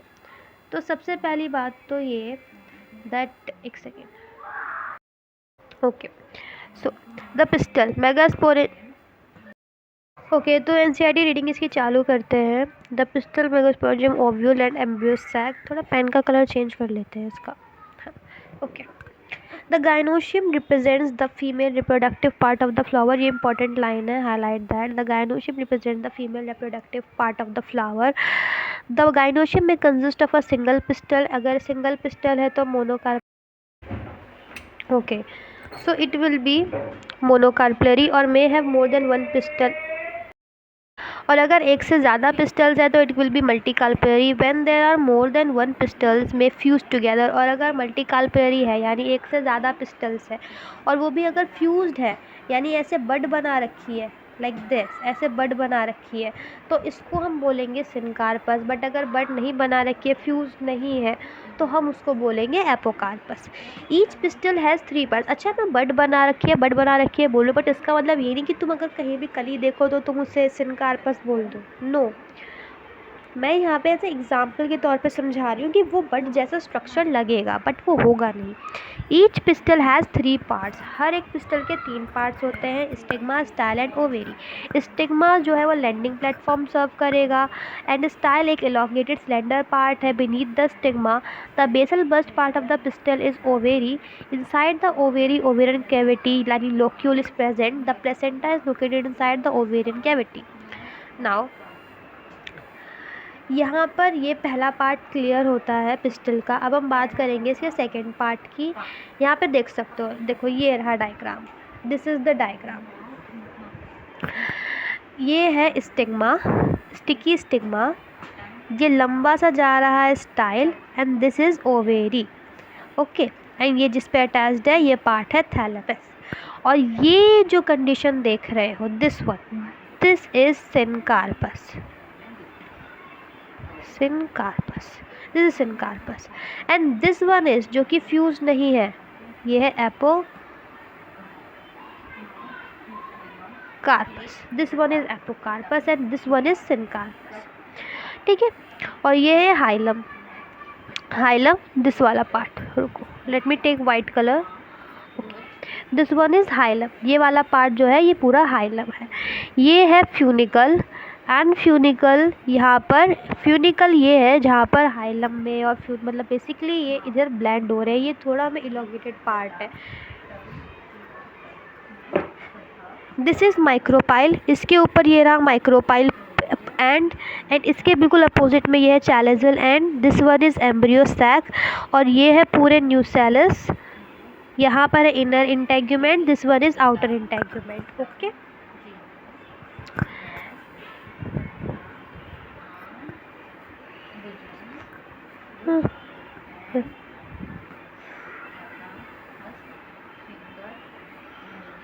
Okay. Class 11th arising from the placenta are megasporangia, commonly called as ovules. The number of ovules in an ovary may be 1.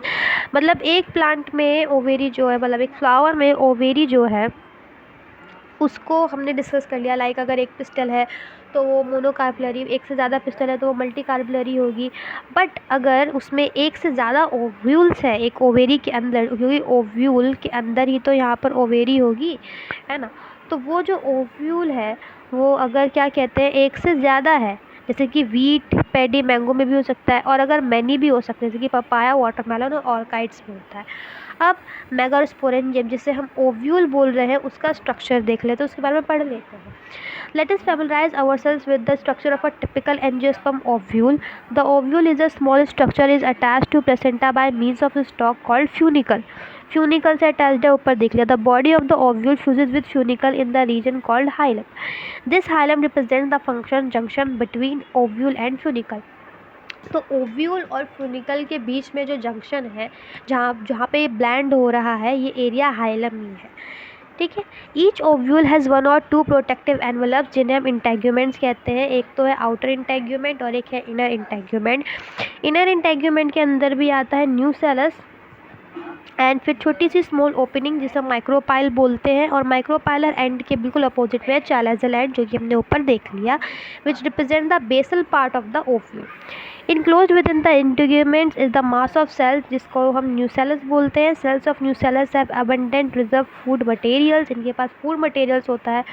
And located in the nucellus is the embryo sac या फिर female gametophyte. क्यों? जो कि female gametophyte ही embryo sac है। An ovule generally has a single embryo formed from a megaspore. एक single ovule से एक ही एम्ब्रियो सैक जन्म करेगा। क्यों करेगा, पढ़ चुके हैं, क्योंकि 3 तो डिजनरेट हो जाएंगे। Sorry, megasporogenesis. The process of formation of megaspores from the megaspore mother cell is called megasporogenesis. Ovules generally differentiate a single megaspore mother cells in the micropyle region.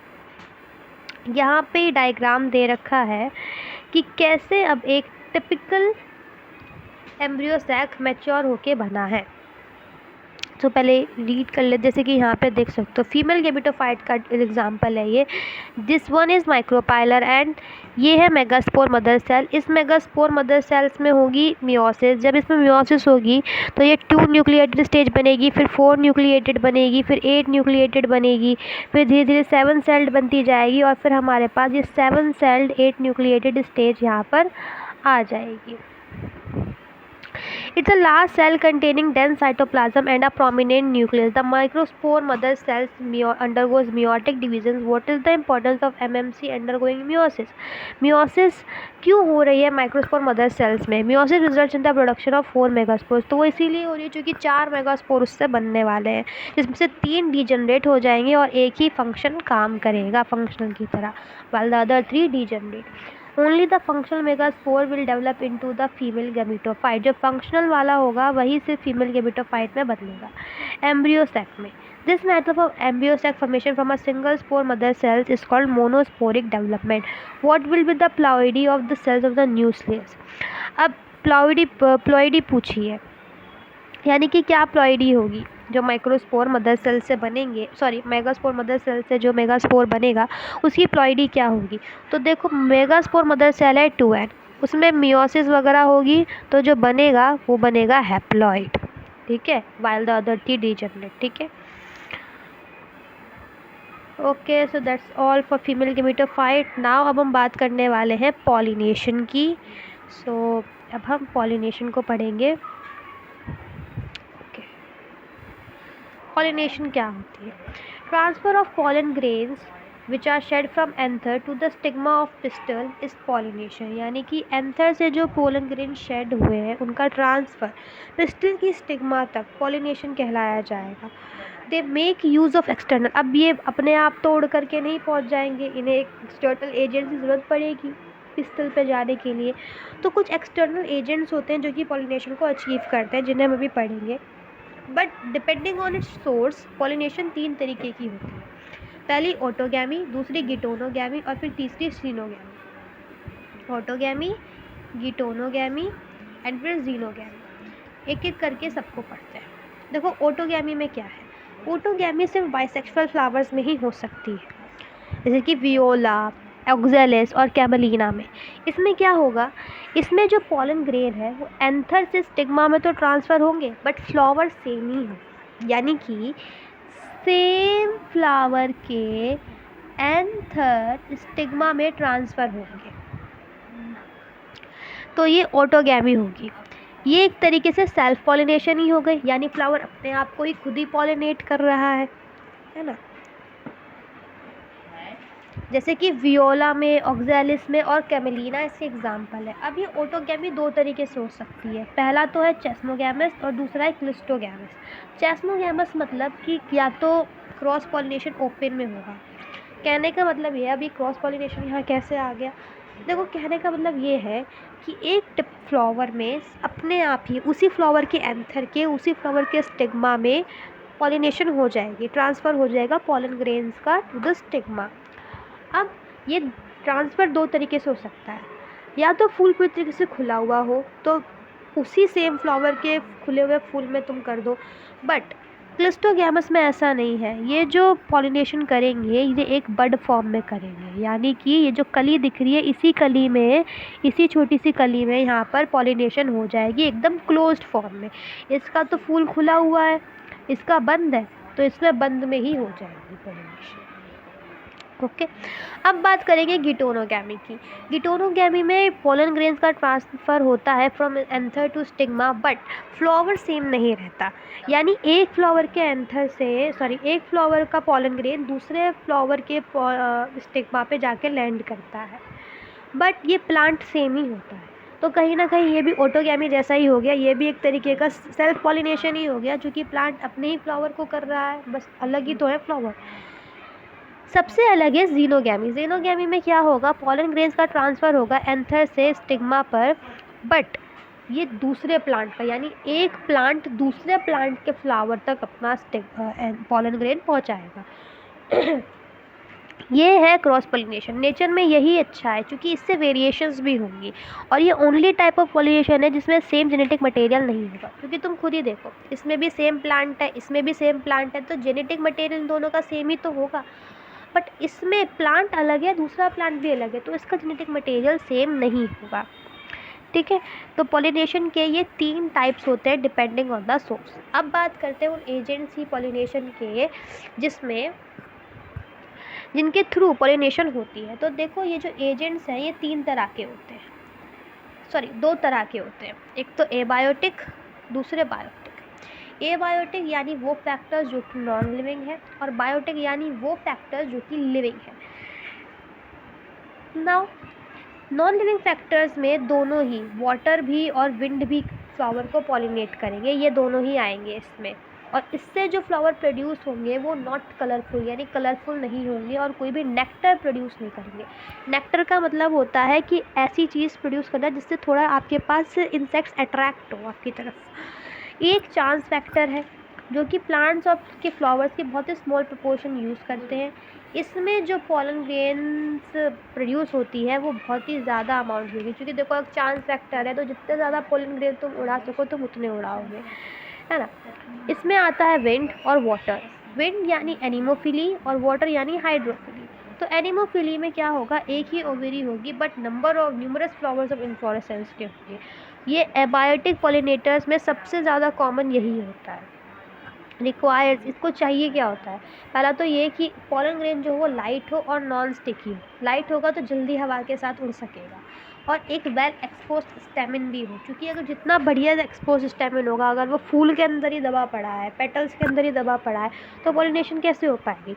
ये अगर ये पेटल है, इस पेटल के अंदर यहाँ पर दबा पड़ा है आपका स्टेमिन, वो पिस्टल, और पोलन ग्रेन को आना है और उसे स्टेमिन ही नहीं दिख रहा है, तो वो कैसे ही पॉलिनेट कर देगा, है ना। इसलिए वेल एक्सपोज स्टेमिन यहाँ पे चाहिए। एग्जाम्पल है ग्रासेस, कॉर्न कैप, टैसल्स, ये इसके एग्जाम्पल्स हैं। अब अगर हम वाटर की बात करें तो वाटर में आती है हाइड्रोफिल, जो कि सिर्फ 30 जेनरा ही यूज़ करते हैं, क्वाइट रेयर, बहुत रेयर है। Use bye mostly मोनोकोटिलिडन्स। मोनोकोटिलिडन्स जो होते हैं वही इसे यूज़ करते हैं। अब पानी में भी ऑन सरफेस या पानी के अंदर 2 तरीके से पॉलिनेशन हो सकती है। अगर पॉलिनेशन सरफेस पे हो रही है, जैसे कि वलिस्नेरिया में होती है, तो वो ऑन सरफेस वाली हाइड्रोफिली के अंदर जाएगा। बट अगर पानी के अंदर हो रही है, यानी कि पानी के अंदर ही पोलन ग्रेन रिलीज़ हो रहे हैं और फिर वही वो हो रही है, रिप्रोडक्शन हो रही है, फर्टिलाइजेशन हो रही है, जैसे कि सी ग्रासेस में होता है, क्योंकि सी ग्रास तो सी के अंदर ही होंगे ना, तो वो इनसाइड वाटर में आ जाएगा। एग्जाम्पल है हाइड्रोफिली के Vallisneria, Hydrilla, Zostera, water lily, water hyacinth. ठीक है। बायोटिक वो फैक्टर्स जो कि लिविंग फैक्टर्स हैं। बायोटिक में आते हैं लिविंग फैक्टर्स, लिविंग, ठीक है, यानी कि जिंदा फैक्टर्स।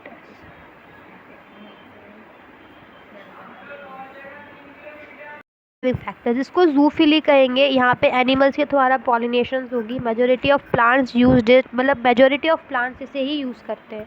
ये लिविंग फैक्टर है, पता है। इससे जो फ्लावर्स प्रोड्यूस होंगे वो काफ़ी ज़्यादा नेक्टर में रिच होंगे, कलरफुल होंगे, और उनमें फ्रेगरेंट भी आ रही होगी, और बहुत ही बड़े बड़े फूल होंगे। Animals are attracted by color and fragrance and stick pollen grains to themselves when they go to stigma of other flowers. The pollination occurs. यानी कि यहाँ पर क्या होता है कि एनिमल्स या इंसेक्ट्स जो है वो फूल की तरफ अट्रैक्ट होंगे, और जब वो उस पर अट्रैक्ट होते हैं तो उन पर पोलन ग्रेन्स चिपक जाते हैं। फिर जब वो दूसरे फूल पे जाते हैं तो वो पोलन ग्रेन्स वहाँ वाले जो स्टिग्मा है उस पर अटैच हो जाते हैं, और फिर वहाँ पर पॉलिनेशन हो जाती है। Now what are outbreeding devices. Outbreeding devices क्या होते हैं। Plants to avoid inbreeding and prefer outbreeding, यानी कि सेल्फ पॉलिनेशन को अवॉइड करके क्रॉस पॉलिनेशन को प्रेफरेंस देना, ये आउटब्रीडिंग डिवाइसेस के अंदर आता है। कौन से ऐसे हम काम करें जिससे सेल्फ पॉलिनेशन ना हो, क्रॉस पॉलिनेशन ही हो। देखो सबसे पहली बात तो ये कि ऐसा करो कि एंथर की और स्टिग्मा की डिफरेंट पोजीशंस कर दो, ठीक है। यानी कि एंथर को छोटा कर दो या फिर स्टिग्मा को बड़ा कर दो, स्टिग्मा को छोटा कर दो या एंथर को बड़ा कर दो, इनकी पोजीशन डिफरेंट कर दो ताकि बस इन्हें एक दूसरे के साथ पॉलिनेशन करने में दिक्कत आए। दूसरा, दोनों का मैच्योरिटी डिफरेंस अलग अलग कर दो। ऐसा कर दो कि या तो मेल पहले मैच्योर हो जाए और फीमेल तब तक हो ही ना। जब फीमेल मैच्योर ही नहीं होगी तो फिर एम्ब्रियो से कैसे बनेगा, पॉलिनेशन कैसे होगी। या फिर फीमेल को पहले मैच्योर कर दो और मेल को बाद में करो। अब जब फीमेल ही मैच्योर हो गई है, एम्ब्रियो सैक बन गया बट पोलन ग्रेन ही नहीं बना है, तो वे पॉलिनेशन नहीं होगी। तीसरा है adaptation of unisexual flowers as in papaya which prevents both the autogamy and autogamy and geitonogamy. यानी कि ऐसे यूनिसेक्सुअल फ्लावर्स की अडेप्टेशंस ले लेना, जैसे कि पपाया यूनिसेक्सुअल फ्लावर, ओके। तो ऐसे फ्लावर्स की अडेप्टेशन ले लो जो कि यूनिसेक्सुअल हो, जो जिससे फिर ऑटोगैमी भी ना हो पाए, गिटोनोगैमी भी ना हो पाए। सेल्फ इनकम्पेबिलिटी, यानी कि ऐसा कर दो जिससे वो अपने ही पोलन ग्रेड को पहचानने में दिक्कत करे। अब ये पोलन पिस्टल इंटरेक्शन को थोड़ा पढ़ते हैं। Like what is pollen pistol interaction? Chemical signaling between pollen and pistil from time of landing of pollen till entry of pollen tube into synergids is known as pollen pistil interaction। कुछ नहीं है, chemical signalling है between pollen and pistol तब उस समय तक जब तक पोलन जो है वो पोलन ट्यूब बनाकर सिनर्जिड में एंट्री ना ले ले, तब तक की केमिकल सिग्नलिंग वो पोलन पिस्टल इंटरेक्शन करती है। The pistil has ability to recognize the compatible pollen to initiate post-pollination event that leads to fertilization। क्योंकि देखो जो पिस्टल है उसके पास एक एबिलिटी होती है जिससे कि वो पोलन को रिकॉग्नाइज कर लेता है, फिर पोस्ट पॉलिनेशन इवेंट्स को स्टार्ट करने देती है। But pollen grains produce pollen tube through germ pores. Germ pores का फंक्शन ही यही है, जर्म पोर्स से ही पोलन ट्यूब बन करके निकलती है, जिससे कि फिर वो सिनर्जिड्स में जाती है, मेल गैमेट्स का ट्रांसफ़र होता है एम्ब्रियो सैक में और सिनर्जिड्स में, जिससे फिर चीज़ें पोस्ट फर्टिलाइजेशन इवेंट्स बनते हैं। Now artificial hybridisation, parents are selected and cross for desirable characteristics. यानी कि अब देखो साइंस कितनी डेवलप हो चुकी है, तो अगर हम चाहें तो अपने डिज़ायरेबल की कैरेक्टरिस्टिक्स वाले प्लांट्स को भी ग्रो कर सकते हैं। आर्टिफिशियल हाइब्रिडाइजेशन उसी के अंदर आता है, जिसमें पहला आता है इमैस्कुलेशन यानी कि एंथर का रिमूवल। सेकेंड आता है bagging, flower covered by bag, यानी फ्लावर को बटर के बने हुए बैग से कवर कर दो and prevent contamination of stigma from unwanted pollen. यानी कि फिर अनवांटेड पोलन जो होंगे उनसे कंटामिनेशन ही नहीं हो पाएगी और इस तरह से तुम डिज़ायरेबल कैरेक्टरिस्टिक्स को कंट्रोल कर सकते हो। कैसे? पहले तो फ्लावर को बैक कर दो बटर पेपर से, जिससे रिसेप्टिविटी अटेन हो जाएगी और पोलन ग्रेन मैच्योर तो हो जाएंगे but dusted on the stigma री बैग। उसके बाद फिर क्या करो, उसके अंदर पोलन ग्रेन मैच्योर हो जाएंगे, फिर उस बैग को उठाकर उसे स्टिग्मा पर डस्ट कर दो और फिर रीबैक कर दो और फिर फ्रूट्स वहाँ पे डेवलप होते रहेंगे, ठीक है। नाउ डबल फर्टिलाइजेशन भी पढ़ लेते हैं, उसके बाद फिर एनसीईआरटी रीड करेंगे। तो डबल फर्टिलाइजेशन में क्या आता है?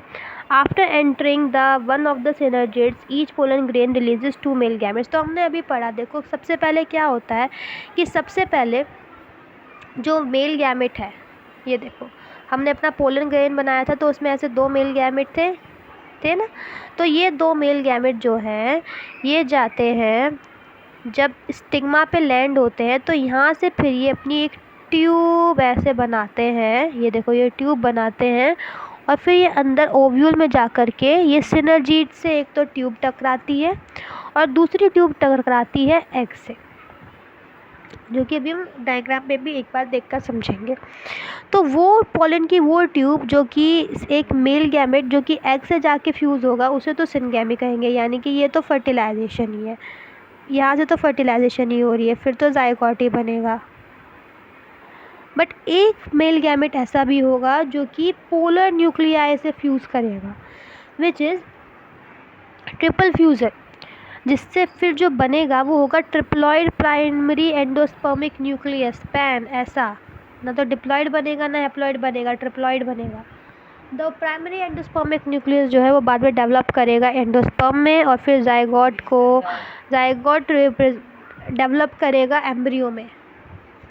Since two types of fusion takes place in an embryo sac, इसलिए इस फिनोमेना को डबल फर्टिलाइजेशन कहते हैं। क्योंकि यहाँ पर अब दो चीज़ें हो रही है, एक तो सिनगैमी हो रही है और दूसरा यहाँ पे क्या हो रहा है, यहाँ पर जाइगोट से एम्ब्रियो बन रहा है, तो दो फर्टिलाइजेशन हो रही है, इसलिए इस प्रोसेस को डबल फर्टिलाइजेशन कहेंगे।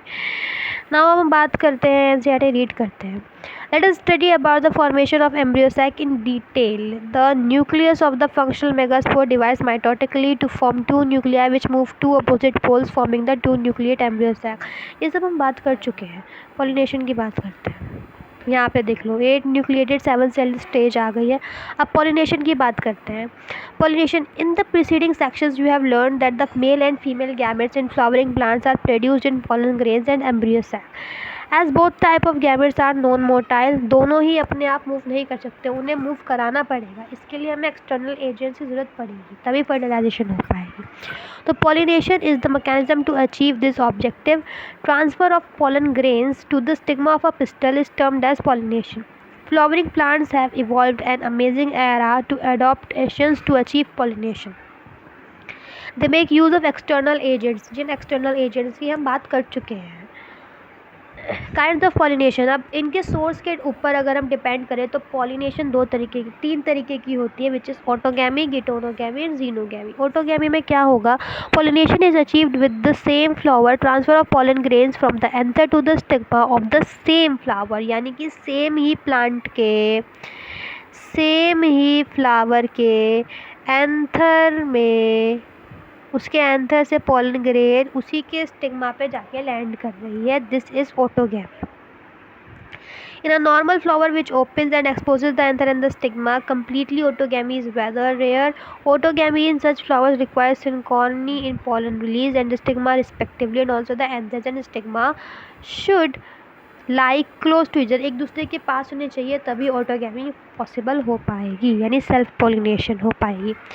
सम plant such as Viola, Oxalis, Commelina, ये से एग्जाम्पल्स हैं। अब ये दो तरीके के फ्लावर्स को प्रोड्यूस करता है। एक तो चेस्मोगैमस फ्लावर्स होते हैं which are similar to the flowers of species with exposed anthers and stigma, and cleistogamous flowers which do not open at all, ये ऐसी बड फॉर्म में होते हैं और इन्हीं में फिर क्रॉस पॉलिनेशन हो रही होती है, सब ऐसे हो रही होती है।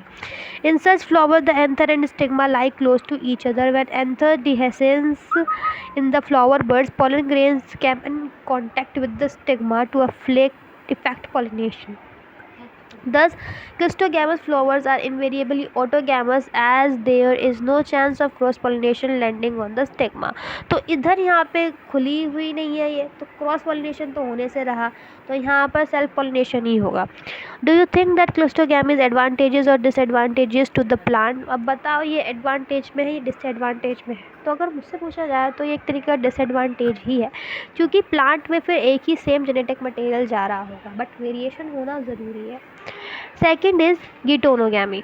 अच्छा देख सकते हो यहाँ पे, देखो चेस्मोगैमस फ्लावर्स कैसे खुला हुआ सा है, और ये देख सकते हो नीचे बड फॉर्म बनी पड़ी है ये क्लिस्टोगैमस फ्लावर्स। तो ये एक तरीके से नुकसान ही हुआ प्लांट का, सेम ही जेनेटिक मटेरियल जा रहा है, वेरिएशन देखने के लिए नहीं मिल रही है हमें प्लांट में। ना यहाँ पर गिटोनोगैमी में पॉलन ग्रेन्स का ट्रांसफ़र तो हो रहा होता है दूसरे फ्लावर से दूसरे फ्लावर पर, बट यहाँ पे प्लांट सेम पड़ जाता है। Although geitonogamy is functionally cross pollination, functionally तो ये क्रॉस पॉलिनेशन ही है, क्योंकि एक फ्लावर दूसरे फ्लावर को पॉलिनेट कर रहा है, बट है तो जेनेटिकली सिमिलर ही ना ऑटोगैमी के, क्योंकि प्लांट तो सेम ही है। जीनोगैमी क्रॉस पॉलिनेशन है ये, इसमें प्लांट भी अलग है, फ्लावर भी अलग है। This is the only type of pollination which during pollination brings genetically different types of pollen grains to the stigma. अब पॉलिनेशन की अगर हम एजेंट्स की बात करें तो प्लांट्स के पास दो तरीके के एजेंट्स होते हैं, एक तो एबायोटिक जैसे कि wind and water, and biotic like animal agent to achieve pollination. Majority of the plant uses biotic agents for pollination. Only a small proportion of plants use abiotic agents. Pollen grains coming in contact with the stigma is a chance factor in both wind and water pollination. To compensate for these uncertainties and associated loss of pollen grains, the flower produces enormous amount of pollen when compared to the number of ovules available for pollination. क्योंकि chance factor है तो ज़्यादा ही amount करना पड़ेगा उसका pollen grains का, कि कोई तो जाके पॉलिनेट होगा। Pollination by wind is more common. अगर एबायोटिक फैक्टर से पॉलिनेशन हो रही है तो उसमें सबसे ज़्यादा अगर कॉमन होगी तो वो विंड के थ्रू ही, यानी कि एनिमोफिली से ही होगी। Wind pollination also requires that the pollen grains are light and non-sticky. Light और नॉन स्टिकी होंगे तो उन्हें उड़ा के ले जाने में आसानी होगी, जिससे वो विंड करेंट्स में आसानी से जा सके. They often possess well exposed stamens so that the pollens are easily dispersed into wind currents, and large, often feathery stigma to easily trap airborne pollen grains. Wind pollinated flowers have a single ovule in the each ovary and numerous flowers packed into an inflorescence. A familiar example is the corn cob. जैसे कि ये देख सकते हो, ये corn cob है. No. Okay.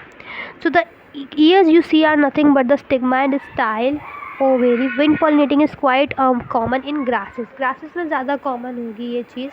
अगर pollination by water की बात करें तो ये ज़्यादा quite rare है, ये कम होती है, हाइड्रोफिली कम होती है, and limited to about 30 genera, mostly monocotyledons में होती है. As against this, you would recall that water is a regular mode of transport for the male gametes among the lower plant groups, such as algae, bryophytes, and pteridophytes.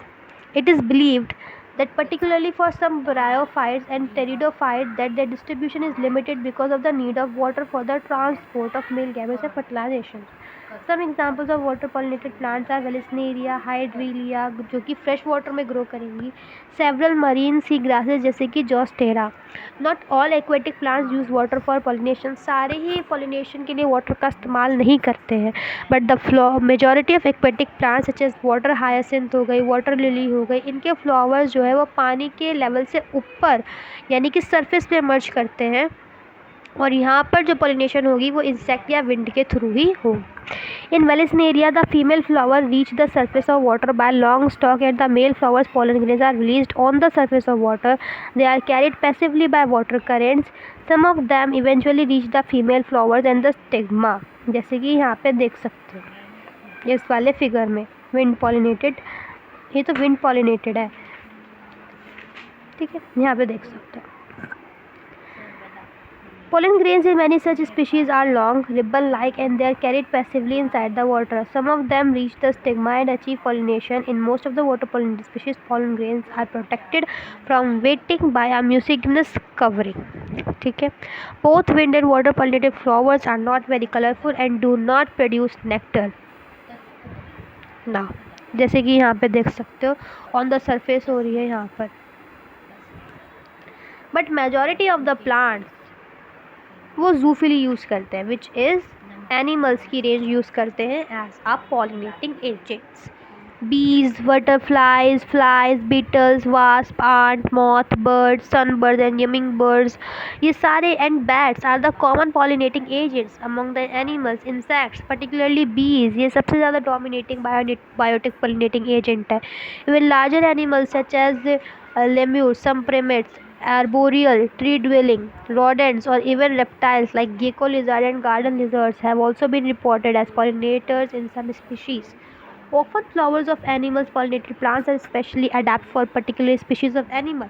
Majority of insect pollinated flowers are large, colorful, fragrant, and rich in nectar.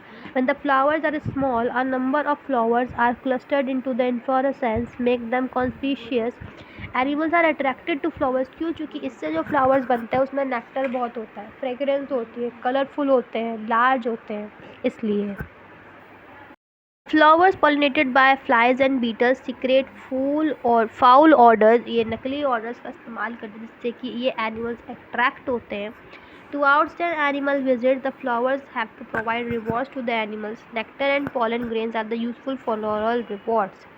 तो क्योंकि यहाँ पे Beatles, बीज, इन सब की वजह से fluorination होती है, जिसकी वजह से नेक्टर भी प्रोड्यूस होता है. तो दीज आर द रीजंस कि विंड और जो वाटर से पॉलिनेटेड फ्लावर्स होते हैं उनमें क्यों नेक्टर नहीं होता है, इसमें पर नेक्टर क्यों होता है. The body of the animal gets a coating of pollen grains which are genetically sticky in animal pollinating flowers. When the animal carrying pollen on its body comes in contact with the stigma, it brings about pollination. That in some species, floral rewards are providing safe places to lay eggs. An example is that of tallest flowers of Amorphalus. यानी कि कुछ species में floral rewards are in providing safe place to lay eggs, यानी कि कुछ species में pollination जो है वो एग्स ले करने का भी एक काम करेगा। कैसे? जैसे कि हम एग्जांपल लेते हैं एमोरफेलस का, जो कि सबसे टॉलेस्ट फ्लावर है। इसकी फ्लावर की हाइट ही 6 फीट है। A similar relationship exist between a species of moth and the plant, यानी कि इसके और मोथ के बीच में एक प्लांट यूका है। यूका प्लांट और मोथ के बीच में एक स्पीशी, ये जो मोथ स्पीशीज है इनके बीच में एक रिलेशनशिप है, जहाँ पर दोनों ही स्पीशीज जो कि मोथ भी है and the plant cannot complete their life cycle without each other. इन एक दूसरे के अलावा इनकी लाइफ साइकिल कंप्लीट ही नहीं हो सकती। जब मोथ है वो अपने एग लॉक्यूल की ओवेरी में डिपॉजिट कर देता है and in turn gets pollinated by the moth, और फिर वो फ्लावर मोथ से पॉलिनेट हो जाता है। The larva of the moth come out of the egg as the seed start developing, और जैसे जैसे उसका एग डेवलप करता जाता है वैसे वैसे मोथ का लार्वा भी डेवलप करता जाता है।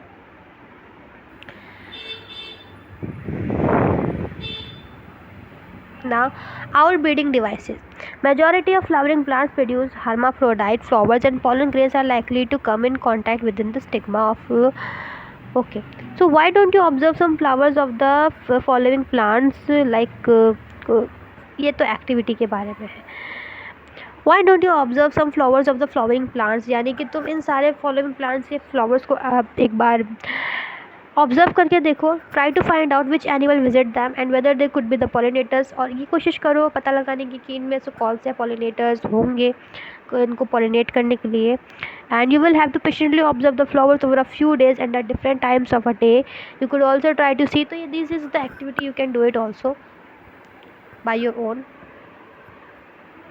आउटब्रीडिंग डिवाइसेस समझते हैं विद, जो कि मैं बता चुकी हूँ आउटब्रीडिंग डिवाइसेस। तो ये इतना बड़ा पैराग्राफ इसीलिए है बस कि कैसे करके तुम सेल्फ पॉलिनेशन को कम करके क्रॉस पॉलिनेशन करो। इसमें वो चारों मेथड्स होंगे जो मैंने डिस्कस करे हैं, तो तुम देख सकते हो। अब अगर हम बात करें पोलन पिस्टल इंट्रैक्शन की, तो pollination does not guarantee the transfer of the right type of pollen. Often pollen of the wrong type, either from other species or from the same plant, also land on the stigma. The pistil has the ability, pistol के पास ability होती है कि वो सही pollen पहचान कर उसी के साथ कंटेमिनेशन करके pollen ज़ाइगोट बना सके। यही पोस्टलन पिस्टल एक्ट्रैक्शन में होता है। जैसे कि ये देखो, ये अलग अलग तरीके के पोलन ग्रेन्स देख सकते हो। ये पोलन ट्यूब्स है जो कि अलग अलग फ्लावर पे अलग अलग तरीके से बनी हुई है। हमारे काम का ये डायग्राम, तो ये भी है, कुछ भी डायग्राम आ सकता है, बट ये हमारे लिए ज़्यादा टाइम लगता है। देखो ये है पोलन ग्रेन्स, ये जितने भी हैं ये सब पोलन ग्रेन्स है। This is the pollen grains, ये सब पोलन ग्रेन्स है। अब इन पोलन ग्रेन्स में मैंने बताया था कि 60% केसेस में काम यहीं पर ख़त्म हो जाता है। 60% पोलन ग्रेन्स में काम यहीं पर ख़त्म हो जाता है। ये बनता है एक वेजिटेटिव सेल, ये उसका न्यूक्लियस बड़ा सा, एंड ये बनता है जनरेटिव सेल, ये उसका न्यूक्लियस। 60% में काम यहीं पर ख़त्म हो जाता है। और 40% में क्या होता है, जनरेटिव सेल में फिर मियोसिस भी होती है, जिससे क्या होगा, 2 जनरेटिव सेल और बन जाएंगे जो कि हमारे मेल गैमेट का काम करेंगे। ठीक है, मेल गैमेट का काम करेंगे। तो ये 60% में होता है। तो अब मैंने बताया था कि इन 60% में जो होता है वो यही होता है कि जब ये फिर 60% एंजियोस्पर्म्स में क्या होगा कि अब यहाँ पर पोलन ग्रेन स्टिग्मा पर लैंड कर चुका है, तो अब यहीं पर उसमें बाकी की जो मेयोसिस बची है वो होगी और 2 जनरेटिव सेल उसके अंदर बन जाएंगे, विच इज़ 2 मेल गैमेट्स। और फिर यहाँ से निकलेगी एक ट्यूब, और ये जो एक ट्यूब है ये जाएगी एक तो सिनर्जीड के पास होते हुए, क्योंकि सिनर्जीड ही इसको एग के पास जाने के लिए गाइड करेगी। बाकी जो दूसरी पोलन ट्यूब होगी वो जाएगी ऐसे करके, यूँ करके, यहाँ से आकर के पोलन न्यूक्लियाई से जाकर सॉरी देखो, पोलन जो है यहाँ पे लैंड करा फीमेल के स्टिग्मा पे। अब जब उस पिस्टल के स्टिग्मा पे लैंड कर चुका है तो यहाँ पर उसने 2 मेल गैमेट बना लिए हैं, ये 2 मेल गैमेट उसने बना लिए हैं। ठीक है, अब ये यहाँ से पोलन ट्यूब जनरेट होगी और इस पोलन ट्यूब के अंदर होंगे हमारे दोनों मेल गैमेट्स। एक मेल गैमेट पोलन न्यूक्लियाई से जाकर के फ्यूज़ हो जाएगा और बना लेगा प्राइमरी एंडोस्पर्मिक न्यूक्लियस। दूसरा एग से जाकर फर्टिलाइज हो जाएगा और बना लेगा ज़ाइगोट। और उसको एग के पास ले जाने के लिए जो गाइड करेगा वो सिनर्जिड गाइड करेगा। ये सिनर्जिड ही गाइड करेगा कि कहाँ पर, ये देखो मेल गैमेट दिख रहे होंगे यहाँ पर, ये एक मेल गैमेट, ये दूसरा मेल गैमेट, तो सिनर्जिड ही गाइड करेगा यहाँ पर कि कैसे उसको एग के पास जाना है। ठीक है।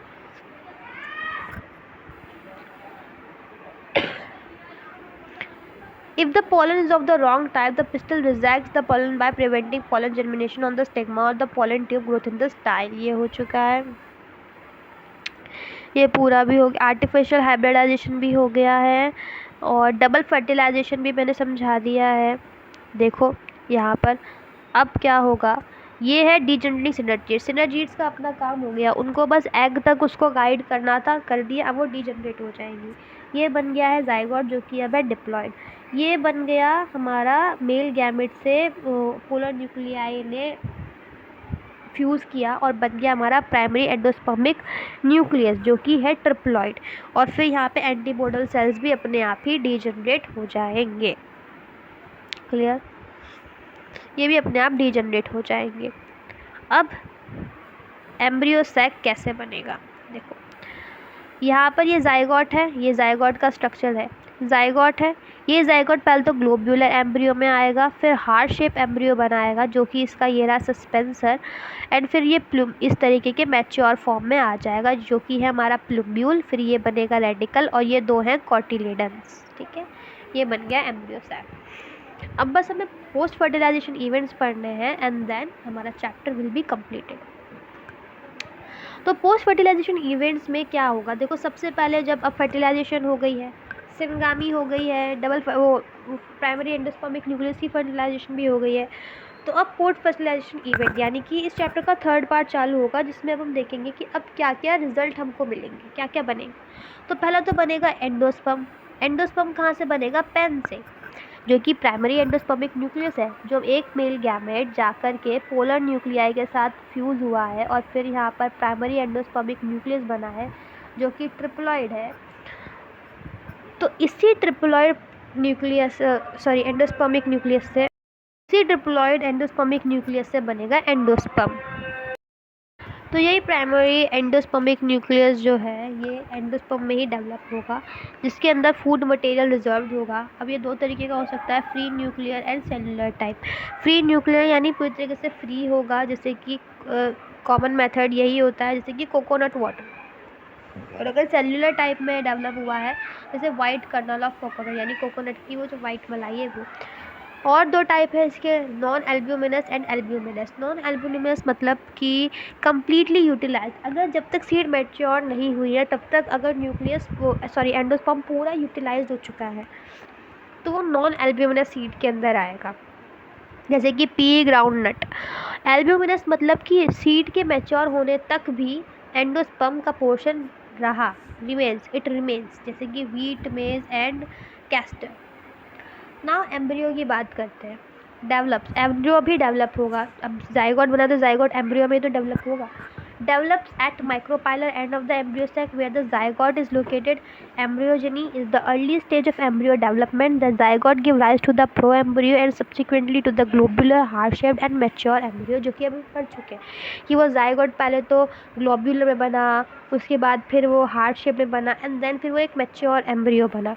इसके एक मैच्योर एम्ब्रियो के अंदर क्या होगी, embryonal axis, cotyledons, plumule, radical जो हम देख चुके हैं, एंड मोटोकॉटिलेडन्स भी होगी। सॉरी कॉटिलेडन्स तो बोल रही मैंने, मोनोकॉटिलेडन्स, जैसे कि स्क्यूटेलम। अगर एक ही कॉटिलेडन है तो हम उसको स्क्यूटेलम बोलेंगे। कॉलराइजा होगी, undifferentiated sheath covering radicle and root cap. Coleoptile which is sheath covering plumule. Seed भी डेवलप होगी, मैच्योर ओव्यूल्स को सीड कहेंगे। ओव्यूल किस में डेवलप हो रही है, सीड में। Okay, so mature ovule seed आएंगे, तो जो ओव्यूल है सेक्सुअल रिप्रोडक्शन के एंड में वो सीड को फॉर्म करेगा एंड जो ओवेरी है वो फ्रूट बनाएगी। ओके, तो final product of sexual reproduction seed है। Seeds are inside the fruit, जो फ्रूट के अंदर होंगी, जिनके पास एक सीड कोट होगा, कॉटिलेडन्स होंगी और एम्ब्रियोनल एक्सिस होगी। डबल लेयर्ड की सीड कोट होगी formed by the integuments, testa outer वाली कोट को और टैगमन इनर वाली कोट को बोलेंगे। Micropyle is the small opening on seed coat, जिससे कि H2O O2O सीड के अंदर जाने में लेन देन में मदद मिलेगी एंड जर्मिनेशन में भी यही पोल काम करेगा। हीलियम होता है scar on seed coat, sorry helium कह दिया, हाइलम। यहाँ पे अब दो तरीके की सीड होंगी, albuminous seed and non albuminous seed. Albuminous seed यानी जिसमें एंडोस्पर्म रेजिडुअल है, इसके अंदर एंडोस्पर्म रखा हुआ है, बच गया है, जो कि हम अभी पढ़कर आए हैं, एग्जाम्पल वीट, मेज, बार्ले, कैस्टर। और नॉन एल्ब्यूमिनस सीड में क्या होगा, इसमें एंडोस्पर्म नहीं बचेगा, खत्म हो चुका होगा until the maturation of seed, जैसे कि पी या groundnut. Perisperm is the remnants of nucleus, remnants of nucellus. Perisperm में आते हैं जैसे कि ब्लैक पेपर और beet. Dormancy is the state of inactivity. एक सीड जब तक एक्टिवेट नहीं होता है जर्मिनेशन के लिए, तब तक वो डॉर्मेंसी में ही रहता है। Now fruit is the mature ovary. मैंने बताया ओवेरी किस में डेवलप करेगी, फ्रूट में डेवलप करेगी। The wall of ovary develops wall of fruit called pericarp. Fleshy fruit guava हो सकते हैं, ऑरेंज और मैंगो, ये काफ़ी फ्लैशी से होते हैं। और ड्राई जैसे कि ग्राउंड नट और मस्टर्ड। अब यहाँ पे दो तरीके के फ्रूट्स आते हैं, फॉल्स फ्रूट आता है, ट्रू फ्रूट आता है। वो फ्रूट जो कि ओवेरी से ही डेवलप हुए हो उसे हम ट्रू फ्रूट के अंदर रखेंगे, और जो थैलेमस से डेवलप हुए हो, ओवेरी से ना हुए हो, उसे हम स्ट्रॉबेरी, कैशू, एप्पल में बोलते हैं, और उसे हम फॉल्स फ्रूट बोलते हैं। ठीक है। Parthenocarpic is fruits develops without fertilisation. बिना फर्टिलाइजेशन के जो फ्रूट डेवलप हो जाते हैं उनको हम पार्थेनोकार्पिक फ्रूट कहते हैं, जैसे बनाना। ये सीडलेस फ्रूट होते हैं, क्योंकि जब सीड ही नहीं है तो दूसरा फ्रूट कैसे डेवलप होगा। Induce through the approach of growth hormones. ये बनते कैसे, ग्रोथ हार्मोन्स के अप्रोच से। Advantages of seed for angiosperms. अब एक एंजियोस्पर्म में सीड क्यों होनी चाहिए, तो देखो, seed formation depends on the availability of water. Seed की फॉर्मेशन पानी की अवेलेबिलिटी पे बहुत ज़्यादा अहम रोल प्ले करेगी। Have better adopted strategies for dispersal to new habitats. Had seed coats which provide protection to young embryo. क्योंकि एक सीड के पास सीड कोट होती है जिससे कि जो यंग एम्ब्रियो होता है उसको प्रोटेक्शन मिलती है। Causes variations. Dormancy and dehydration of mature seeds are crucial for storage of seeds which can be used as food throughout the year. Viability of seeds of 100 of years of months mostly। मतलब एक seed की viability को मतलब कितनी तक की होती है, ये 100 ऑफ ईयर्स तक की हो सकती है रेयरली, एंड मंथ की भी हो सकती है मोस्टली, जैसे कि lupine, Lupinus, arcticus from Arctic tundra, इनकी सीड जर्मिनेट होती है और फ्लावर बनते हैं by 1000 of years. Date palm हो गए, फिनिक्स हो गया, डेक्टिफेरा हो गया, ये have 2000 years old seed found at the archaeological excavation king Herod's place near the Dead Sea. अब बात करेंगे एपोमिक्सिस की। These are the produced seed without fertilizations। यहाँ पे पार्थेनोकार्पी में क्या है, फ्रूट डेवलप हो रहा है विदाउट फर्टिलाइजेशन। एपोमिक्सिस में क्या है, सीड प्रोड्यूस हो रही है without fertilization. Just like Asteraceae and grasses. ये सेक्सुअल रिप्रोडक्शन का पार्ट है जो कि सेक्सुअल रिप्रोडक्शन की नकल उतारता है बस। इसमें एपोमिक्टिक सीड बनती है। Diploid cell formed without meiosis develops to embryo without fertilization and cells of nucleus is diploid. Example citrus and mango. Now अब हम बात करेंगे पोलीएम्ब्रियोनी की। Polyembryony have more than one seeds. इनमें एक से ज़्यादा सीड्स होती है। Often associated with apomixis like citrus and groundnut. Polyembryony वही स्टेट है जिसमें एक से ज़्यादा सीड है, तो उसे पोलीएम्ब्रियोनी कहेंगे। अब बात करेंगे hybrid, which is the last topic of this chapter. Hybrids is the cultivation of hybrid is that hybrid seeds has increased productivity tremendously। इनके आजकल बहुत डिमांड है। If seed collects from hybrids and are sown, then the plants in the progeny will segregate and do not maintain hybrid characters. Productions of hybrid seeds are costly. Seeds become too expensive for the farmers. Apomixis has great significance in hybrid seed industry, so active research is going on around the world to understand the genetics of apomixis and transfer apomictic genes to hybrid variety। देखो hybrids क्या होते हैं, hybrids मतलब कि अपने interest की seed को collect करना और उनको प्लांट्स में ग्रोन करना। है ना, प्रोजेनी में, जिससे कि क्या हो, हाइब्रिड कैरेक्टर से मेंटेन रहे, कोई अलग वेरिएशन ना देखने को मिल पाए। ये हाइब्रिड होते हैं। तो इनकी प्रोडक्शन जो होती है काफ़ी कॉस्टली होती है कम फार्मर्स के लिए, इनके सीड्स बहुत एक्सपेंसिव होते हैं, इसलिए बहुत बड़ी रिसर्च चल रही है जेनेटिक्स की, जिससे एपोमिक्टिक सीड को ही हम एज अ हाइब्रिड यूज़ कर सकें, जिससे कि apomictic genes to hybrid varieties, जैसे कि हाइब्रिड वेराइटीज़ के ट्रांसफ़र जो है वो इन्हीं एपोमिक्टिक जीन्स के थ्रू हो सके। ओके, तो ये देख सकते हो कि ये एक मैच्योर एम्ब्रियो है मोनोकोटिलेडन का, typical dicot embryo, this is a typical dicot embryo, जिसमें यहाँ पर है प्लूम्यूल, ये दो है कोटिलेडन्स, ये है hypocotyl, this one is radicle and this is root cap. और ये वाला स्ट्रक्चर जो है ये है एम्ब्रियो ऑफ ग्रास का, जहाँ पर सिर्फ एक ही कोटिलेडन है जिसका नाम है स्क्यूटेलम। कोलियोप्टाइल जो कि प्लूम्यूल को कवर कर रही है उसे कोलियोप्टाइल बोलेंगे, और जो रूट कैप को कवर कर रेडिकल को कवर कर रही है उसको कोलोराइजा बोलेंगे। ये है root cap and this is radicle and this is epiblast. तो एम्ब्रियो हमने देख लिया, अभी अभी देखा ग्लोब्यूल, फिर हार्ट शेप, फिर मैच्योर एम्ब्रियो बनेगा, स्ट्रक्चर्स भी समझ लिए। नाउ सीड भी समझ ली, दो तरीके की होगी, नॉन एल्ब्यूमिनस एंड एल्ब्यूमिनस होगी, जिसमें प्राइमरी एंडोस्पर्मिक न्यूक्लियस बच जाएगा वो एल्ब्यूमिनस के अंदर आएगी, और जिसमें नहीं बचेगा वो नॉन एल्ब्यूमिनस के अंदर आएगी। एग्जाम्पल है नॉन एल्ब्यूमिनस का पी, ग्राउंडनट्स, एंड एल्ब्यूमिनस का एग्जाम्पल है वीट, मेज, बार्ले, कैस्टर। Now पे perisperm, which is the residual persistent nucellus, the integuments of ovules harden as tough protective and coats। ठीक है, डॉर्मेंसी, पेरिकार्प, ये सब पढ़ लिया है, ये डायग्राम देख लो।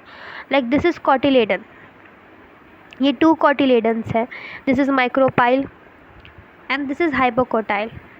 ये एक सीड का डायग्राम है, यहाँ पे भी सीड के डायग्राम है, ये भी कोलियोप्टाइल प्लूम्यूल को कवर करता हुआ, रेडिकल को कवर करता हुआ कोलियोराइजा, ये स्क्यूटेलम है, एक ही cotyledon, endosperm, pericarp, and they twos are, ये जो स्ट्रॉबेरी एंड एप्पल दिख रहे हैं ये दोनों ही फॉल्स फ्रूट है।